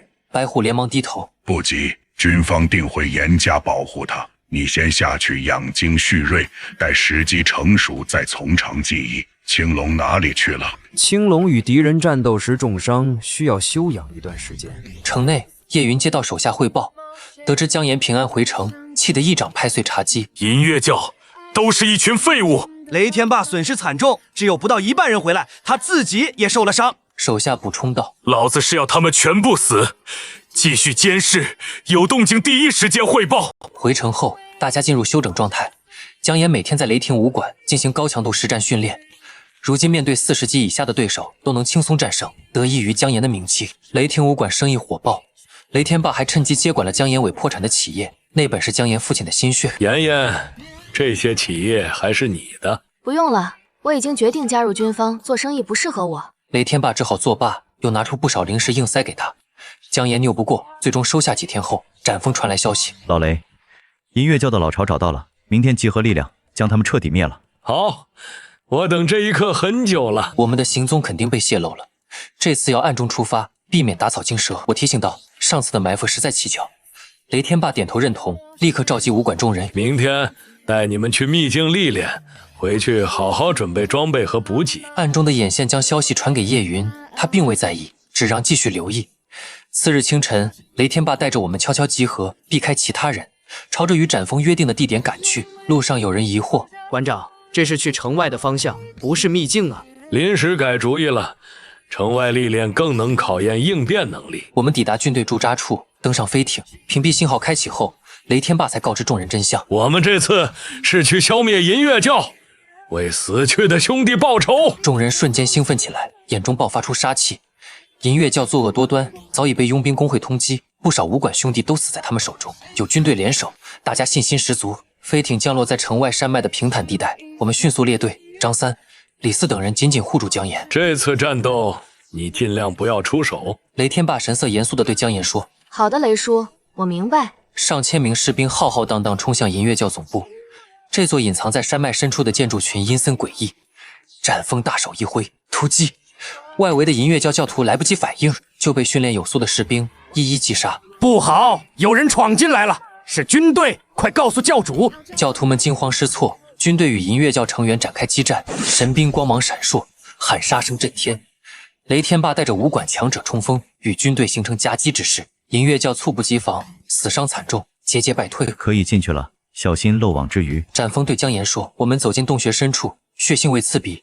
银月教教主和白虎等人还在拼死抵抗，浑身是伤却眼神疯狂。雷天霸，你杀了我弟弟，这笔血海深仇，我铭记于心。”教主歇斯底里地喊：“邪魔歪道，你们残害无辜，蛊惑人心，早该有这天。谁让你们敢打姜岩的主意？他是国家栋梁，今天你们银月教就彻底除名，进攻，一个不留。”展峰下令，士兵们攻势凌厉，教主和手下很快倒在血泊中。清理战场。士兵们迅速收拾尸体和神兵，还在暗处发现了数十名被囚禁的男女，将他们送上飞艇安置。都交给你了。展峰拍了拍我的肩膀，我径直走向尸体和神兵，无视神兵的求饶，开始吞噬。吞噬人类尸体，进化点加 2.2； 吞噬白色品质神兵，进化点加100；吞噬蓝色品质神兵，进化点加5000。剿灭银月教后，展峰顺带带我们去探寻姜岩父亲失踪的区域。我们翻山越岭搜寻2天，毫无收获。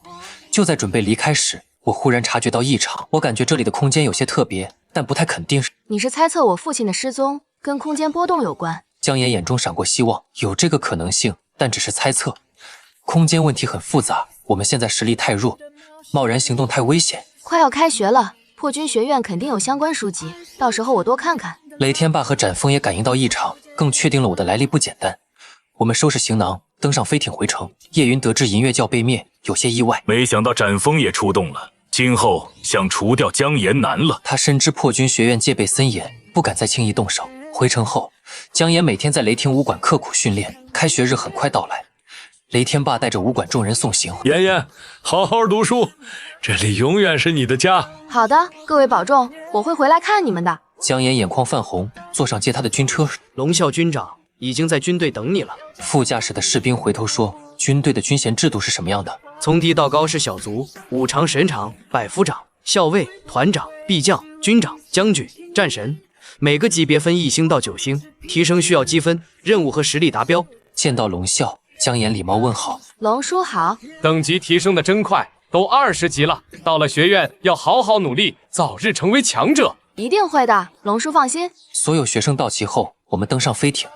龙啸对展峰说：“你表现不错，该回军队了，有更重要的任务等着你。”多谢首座栽培，我一定不会辜负期望。飞艇启动，朝着破军学院飞去。破军学院在什么地方啊？离边境不远，方便学生历练，实战才是最好的老师。是与哪个国家接触？是与万妖国相邻的地方。万妖国是霸主级怪物进化建立的，传承万年，实力不容小觑。我们炎黄国是抵挡他们的主力，边境情况很复杂，除了妖族，还有其他国家的敌人虎视眈眈。龙啸详细介绍：没有实力，在这个世界寸步难行。飞艇沿途停靠多个城市，接上其他破军学院的学生。我们也得知，龙啸不仅是军长，还是破军学院的院长。他曾在前线负伤，无法冲锋陷阵，便担任院长培养战士，至今已有6年。最终，飞艇降落在机场，我们终于抵达了破军学院。整齐排列的军车早已等候，我们有序上车，前往破军学院。学院分内外城，内城是核心教学训练区，外城以商业居住为主。刚驶出机场，街道两边的横幅就让人眼前一亮，热烈欢迎新同学加入破军学院，来了就是一家人。破军学院期待你们的精彩表现。鞭炮声，武士表演此起彼伏。校门口整排老生身姿挺拔，口号洪亮，铸剑为犁，薪火相传。铁血丹心，强军有我，青春淬火，战旗飞扬。今日雏鹰，明日脊梁，羌堂客忠诚，战靴踏征程。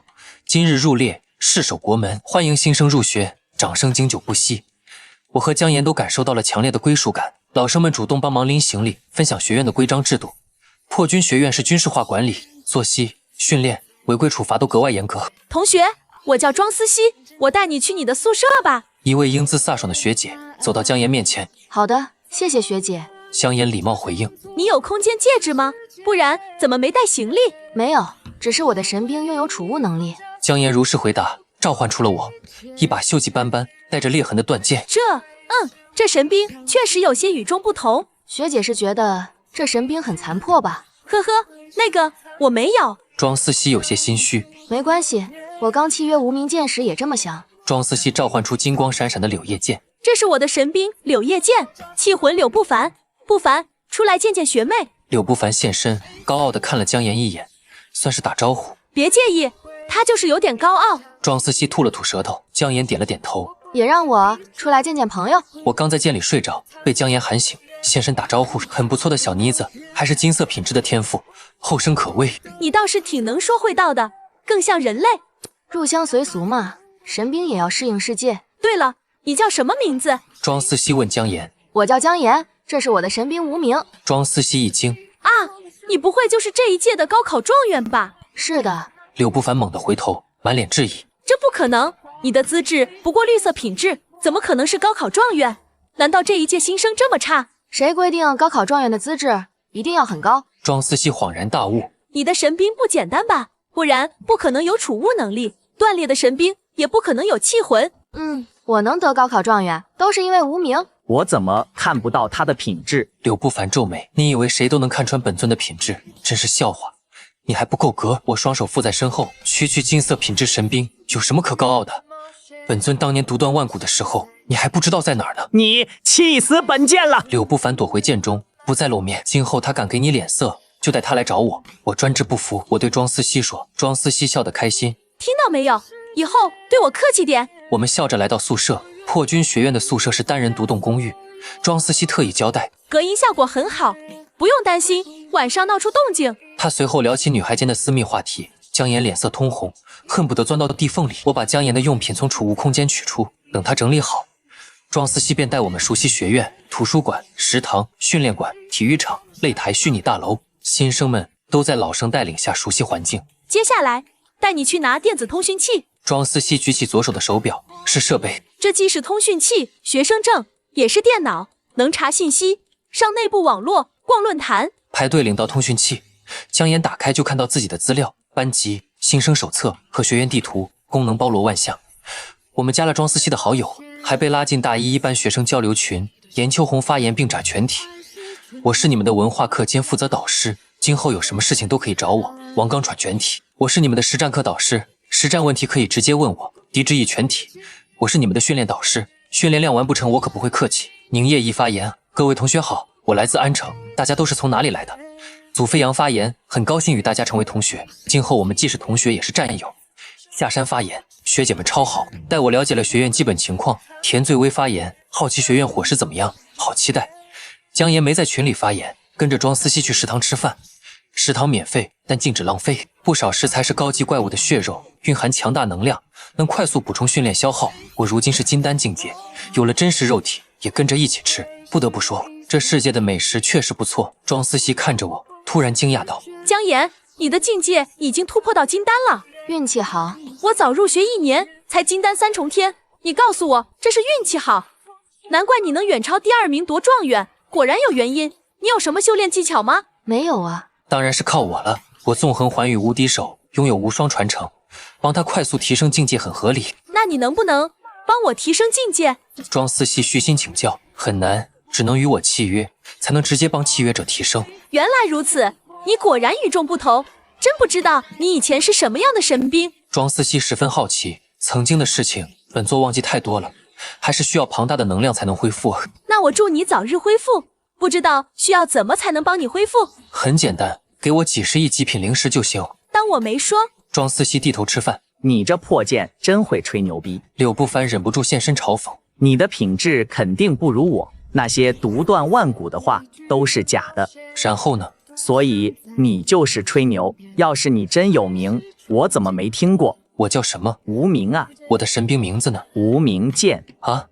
既然知道是无名剑，你怎么确定我以前不是绝世神兵？我挑眉，而且我早就忘记原来的名字了。你就是吹牛。那也比你强。好了好了，别吵了。姜妍和庄思熙连忙拉开我们，周围的学生都在吃瓜看戏，看得津津有味。开学第一天不上课，上午老生带我们参观校园，下午去教室，晚上参加新生晚会。吃完饭和庄思熙告别后，我跟着姜妍来到教室，找了个位置坐下。我叫田醉薇，你叫什么名字啊？前排的女生主动打招呼。我叫姜妍。姜妍，你就是高考状元姜妍？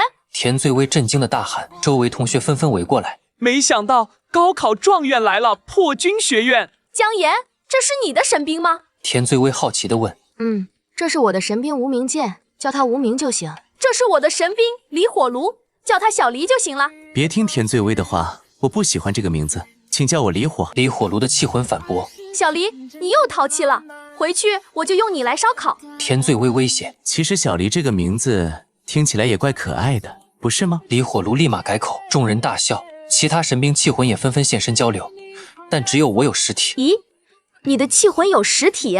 姜妍，你们竟然都突破到金丹境界了！下山惊呼，同学们纷纷感叹。我心里清楚，姜妍的一切都是我给的，眼睛、资质、境界、荣誉。她本该是个普通女孩，是我让她逆天改命。没多久，一位留着利落短发、气场强大的老师走进来。各位同学，请回到座位上面坐好。等大家坐定，他开口道：“我是你们的责任老师严秋红，在群里已经介绍过自己了，欢迎你们加入破军学院。这里是军事学院。”纪律必须严明，首要原则是爱国，有国才有家。我们大一班是精英班，你们是本届高考成绩最好的30人，但每月有考核，排不进前30就会被调出。要想不被淘汰，就好好努力学习、修炼。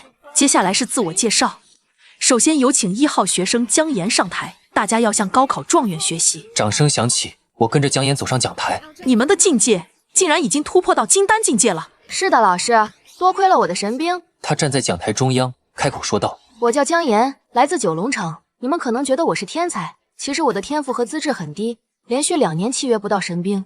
我天生双目失明，习惯了被人叫瞎子，被人说一辈子只能是普通人。直到最后一次契约，我遇到了无名剑。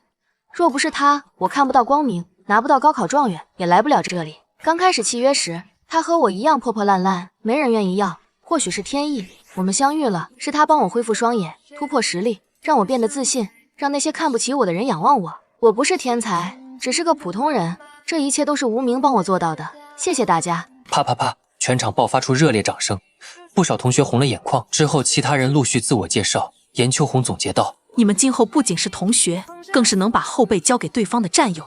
变强的目标就是保家卫国。”放学后，田醉薇拉着姜妍：“今后我会保护你。”下山笑道：“人家姜妍都金丹境界了，你才筑基，到底谁保护谁啊？”田醉薇尴尬的挠挠头：“那你今后罩着我吧。”那是自然。姜妍笑着答应：“走，去吃饭，食堂有糯米丸子、狗不理包子。”月月，咱们该走了。你已经跳了6个小时，我还没吃午饭呢。等你跳完舞蹈再去吃饭，就赶不上你上台为新生表演了。哦，差点忘了要去新生晚会表演，那我再练习一下，然后我们直接上台表演给大家看。田醉薇嘀咕：“这位学长好可怜，不会饿死吧？”正说着，一个壮汉突然拦住我们：“几位漂亮的姑娘，我看你们骨骼惊奇，是否有兴趣来砍我一刀？”我们愣住了，这明显是某个神兵自己跑出来了，能远离主人自由行动，境界至少化神以上。学院禁止私斗，会受处罚的。下山连忙说：“是啊，我们是新生，不能犯错。”姜妍附和：“大叔，你为什么要挨揍啊？这爱好很特殊啊。”田醉薇直言不讳，姜妍赶紧捂住他的嘴：“他只是心直口快，没有其他意思。”不行，他得罪我了，必须砍我，不然不让你们走。壮汉拦着去路，靠，还有这种要求？那我成全你。姜妍想说话，被我制止，这是神兵之间的事，怪不到他头上，我不会让你们受罚的。互斗才会被罚，我只是让你们砍我而已。壮汉解释：“是吗？那我可就不客气了。来吧，狠狠砍我，打我，揉捏我，我的身体已经饥渴难耐了。壮汉亢奋的大笑，我和姜岩等人面面相觑，这神兵的爱好也太奇葩了。小子，一定要全力出手，有多大劲用多大劲，别像软蛋一样。壮汉特意提醒。好，那我来了。惊鸿一剑，我进入无名剑本体，化作璀璨光芒冲向他。枪，剑砍在壮汉身上，一股强大的反击力将我狠狠击飞。哎呀，伤害反弹，你这个老六，老子服了你了。哈哈哈哈哈！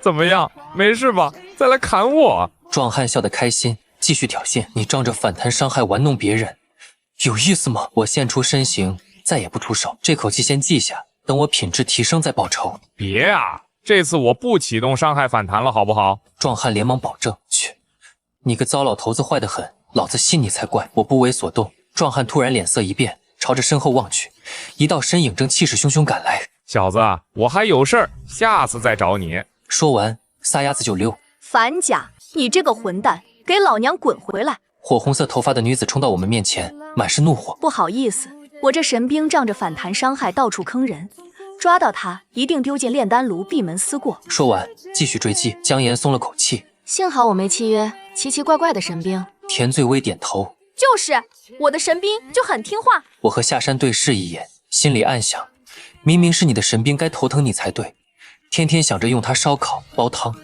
很快到了新生晚会，演出大厅坐满了人。节目中不乏神兵捣乱的小意外，有跳舞不愿下台的，有弹古琴停不下来的，好在都无伤大雅。晚会结束后，下山邀我们去校外吃了夜宵。回到宿舍时已夜深，还是修炼《黄帝内经》吧。这功法不仅强大，提升境界也比寻常功法快。其实用进化点提升更快，但我更享受和他一起修炼的过程。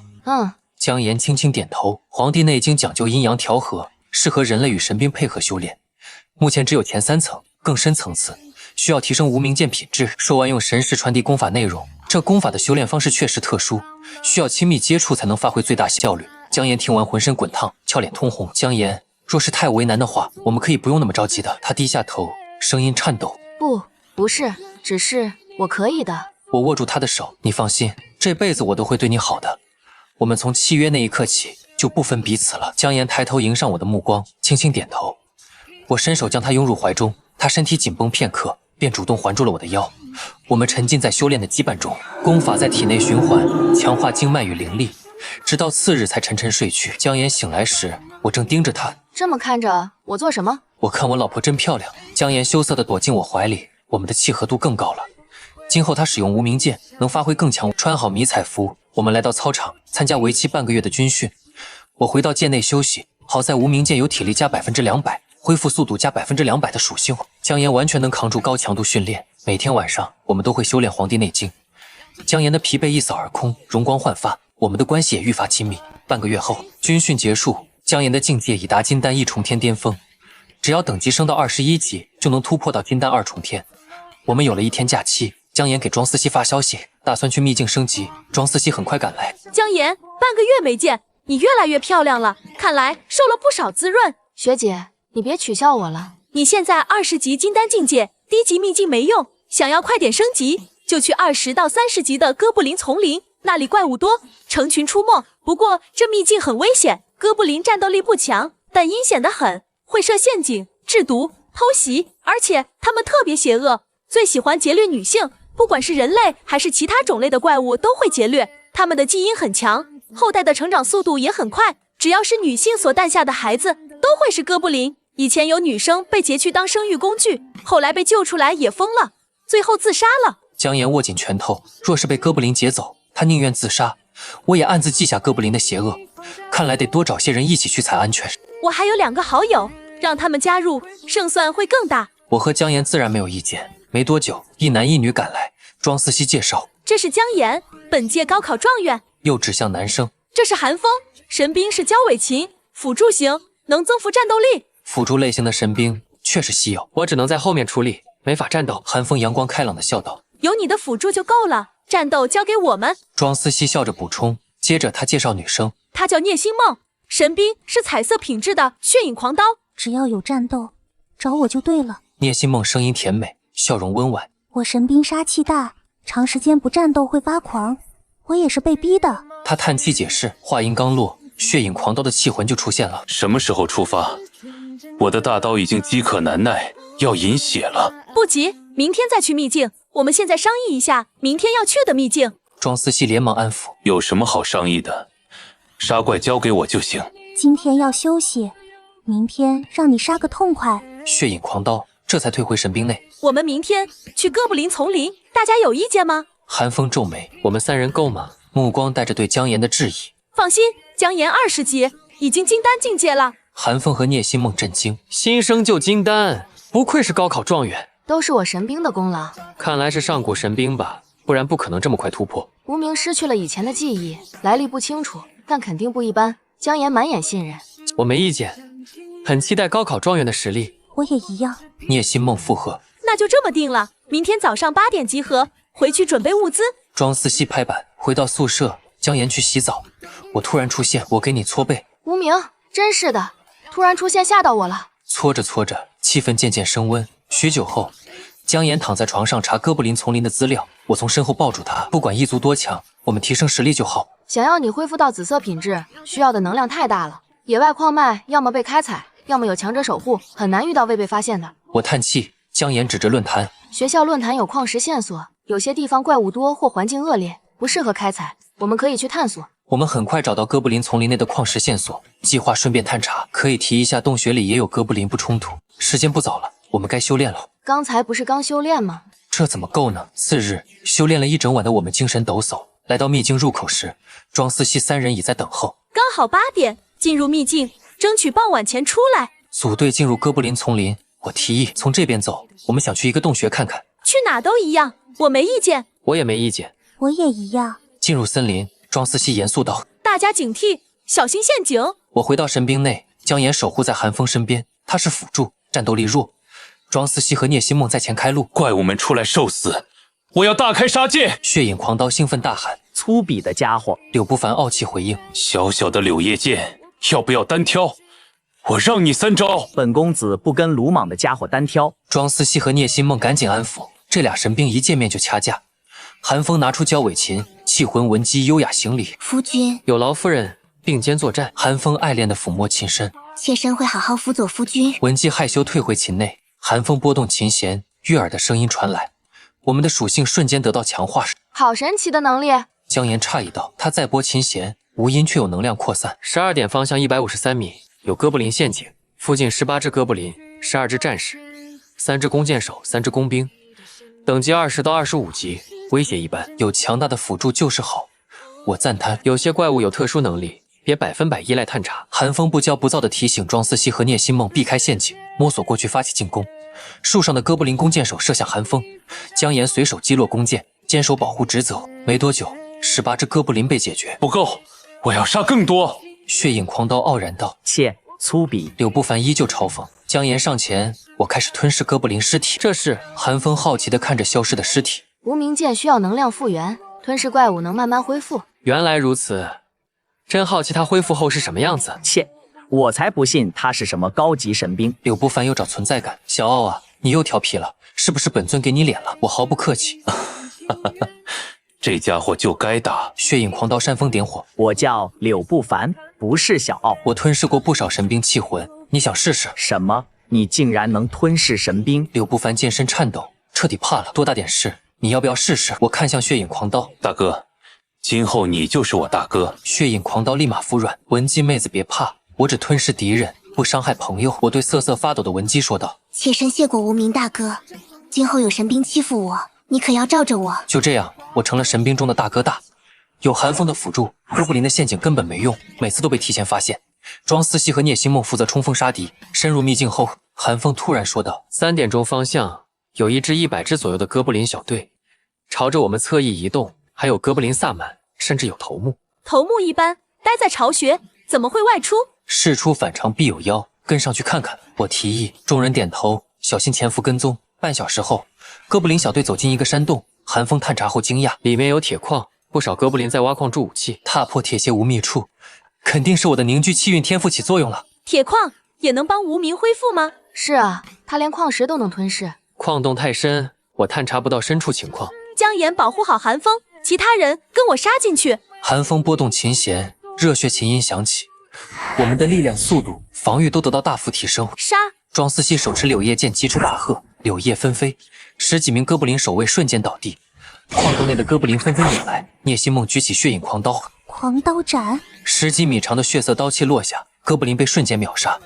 我跟在后面当清道夫，吞噬哥布林尸体和兵器。吞噬哥布林尸体，进化点加 2.4。吞噬哥布林尸体，进化点加 2.4。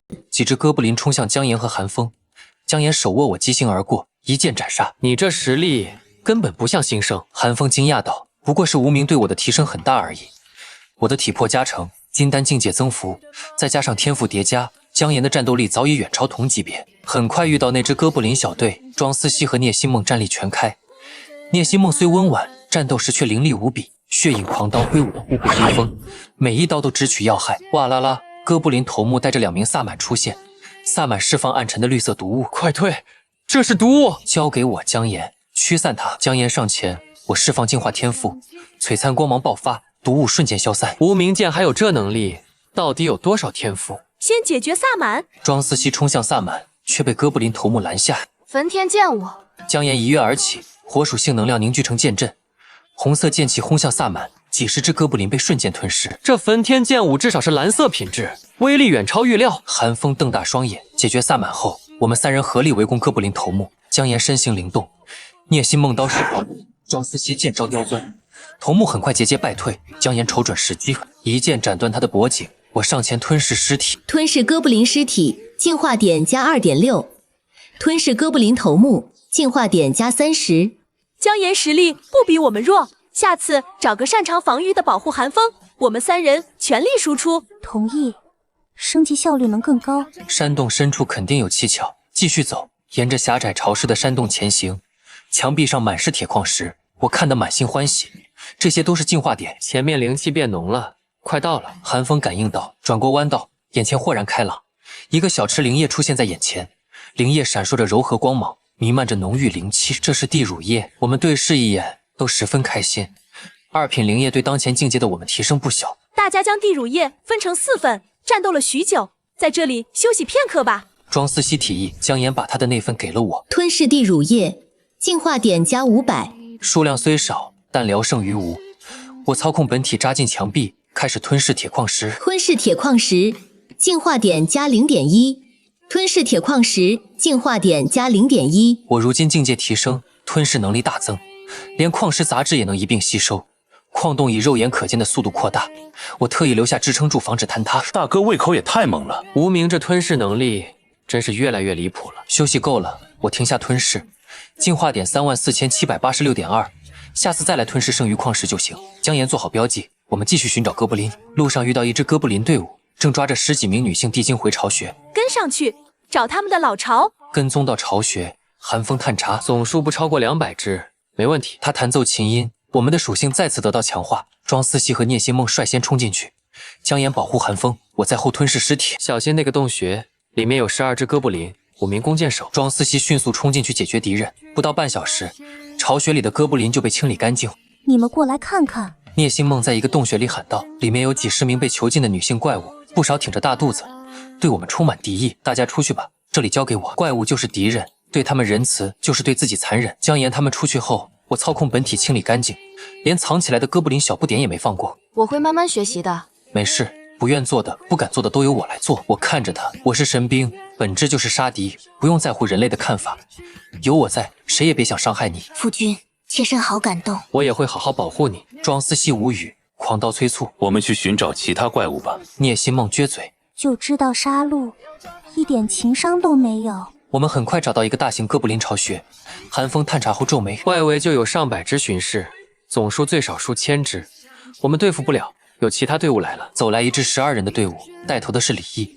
庄思熙介绍，都是我的同学，不用担心，我们可以合作拿下这个巢穴。多一份力量，多一份把握。我提议道，姜岩眼睛一亮，这样你能吞噬更多怪物，提升实力。众人很快达成合作，队伍扩充到16人。冲进去不明智，设伏吧。李毅说道。王正信的神兵有隐身天赋，主动请缨。我去拉怪。他成功引来上百只哥布林，我们埋伏突袭，很快解决。我上前吞噬尸体，李毅等人惊讶，还有吞噬尸体的天赋，太奇特了。王正信多次拉怪，前后后消灭上千只哥布林。可后来哥布林学聪明了，躲在巢穴里不出来，只能杀进去了。韩风探查后凝重道：“里面有不少陷阱，需要大型技能突破。我们来吧。”我上前一步，姜岩是新生，实力弱，还是我们来？庄思熙双手抱胸：“你们错了，单打独斗，没人能保证完胜姜岩，他实力远比你们想象的强。”聂星梦点头：“我也未必能稳赢他。”众人越发好奇，李毅搓手，真想看看高考状元的表现。姜岩神色平静，靠近洞穴，灵力疯狂涌动挥舞。我释放最强技能，火红色剑气汇聚成剑海，遮天蔽日冲向洞穴。轰！爆炸声震耳欲聋，烟尘弥漫。这威力能炸平一座小山吧？大一新生能释放蓝色品质技能，还突破到了金丹境界。庄思熙与聂星梦对视一眼，率先冲进洞穴，众人热血沸腾，跟着庄思熙和聂星梦冲进洞穴，刺鼻的血腥味扑面而来。地上满是哥布林的尸体和被摧毁的机关碎片。姜岩那一击威力惊人，门口的哥布林死伤惨重，洞穴深处的哥布林纷纷冲来。李毅等人立马加入战斗，王正信隐身靠近哥布林弓箭手，碎星牙划破他们的脖子，瞬间解决隐患。李毅手持金色品质的龙脊贯日，枪出如龙，横扫一片哥布林。金喜喜握着赤霄落日弓箭，箭无虚发，几十只哥布林应声倒地。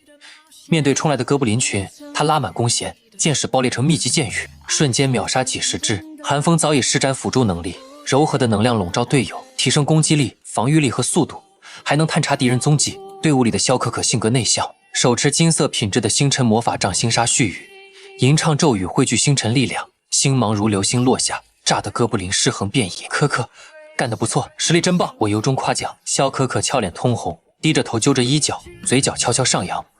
我化身清道夫，穿梭在战场，吞噬哥布林尸体。吞噬哥布林尸体，进化点加 2.6。吞噬哥布林尸体，进化点加 2.4。战斗持续近1小时，哥布林撤退到洞穴深处设伏，众人在洞口休息。我10几分钟就清理完所有尸体和武器。韩风探查后说道：“这条是主通道，但要先清理其他洞穴，避免腹背受敌。大家分成小队行动，姜岩和聂星梦一组，快速清理完一个洞穴的哥布林。1小时后，所有小队汇合，做好最终决战准备。”王正信隐身潜入，给李毅发消息后，萧可可释放魔法破坏机关，李毅等人趁机冲进去。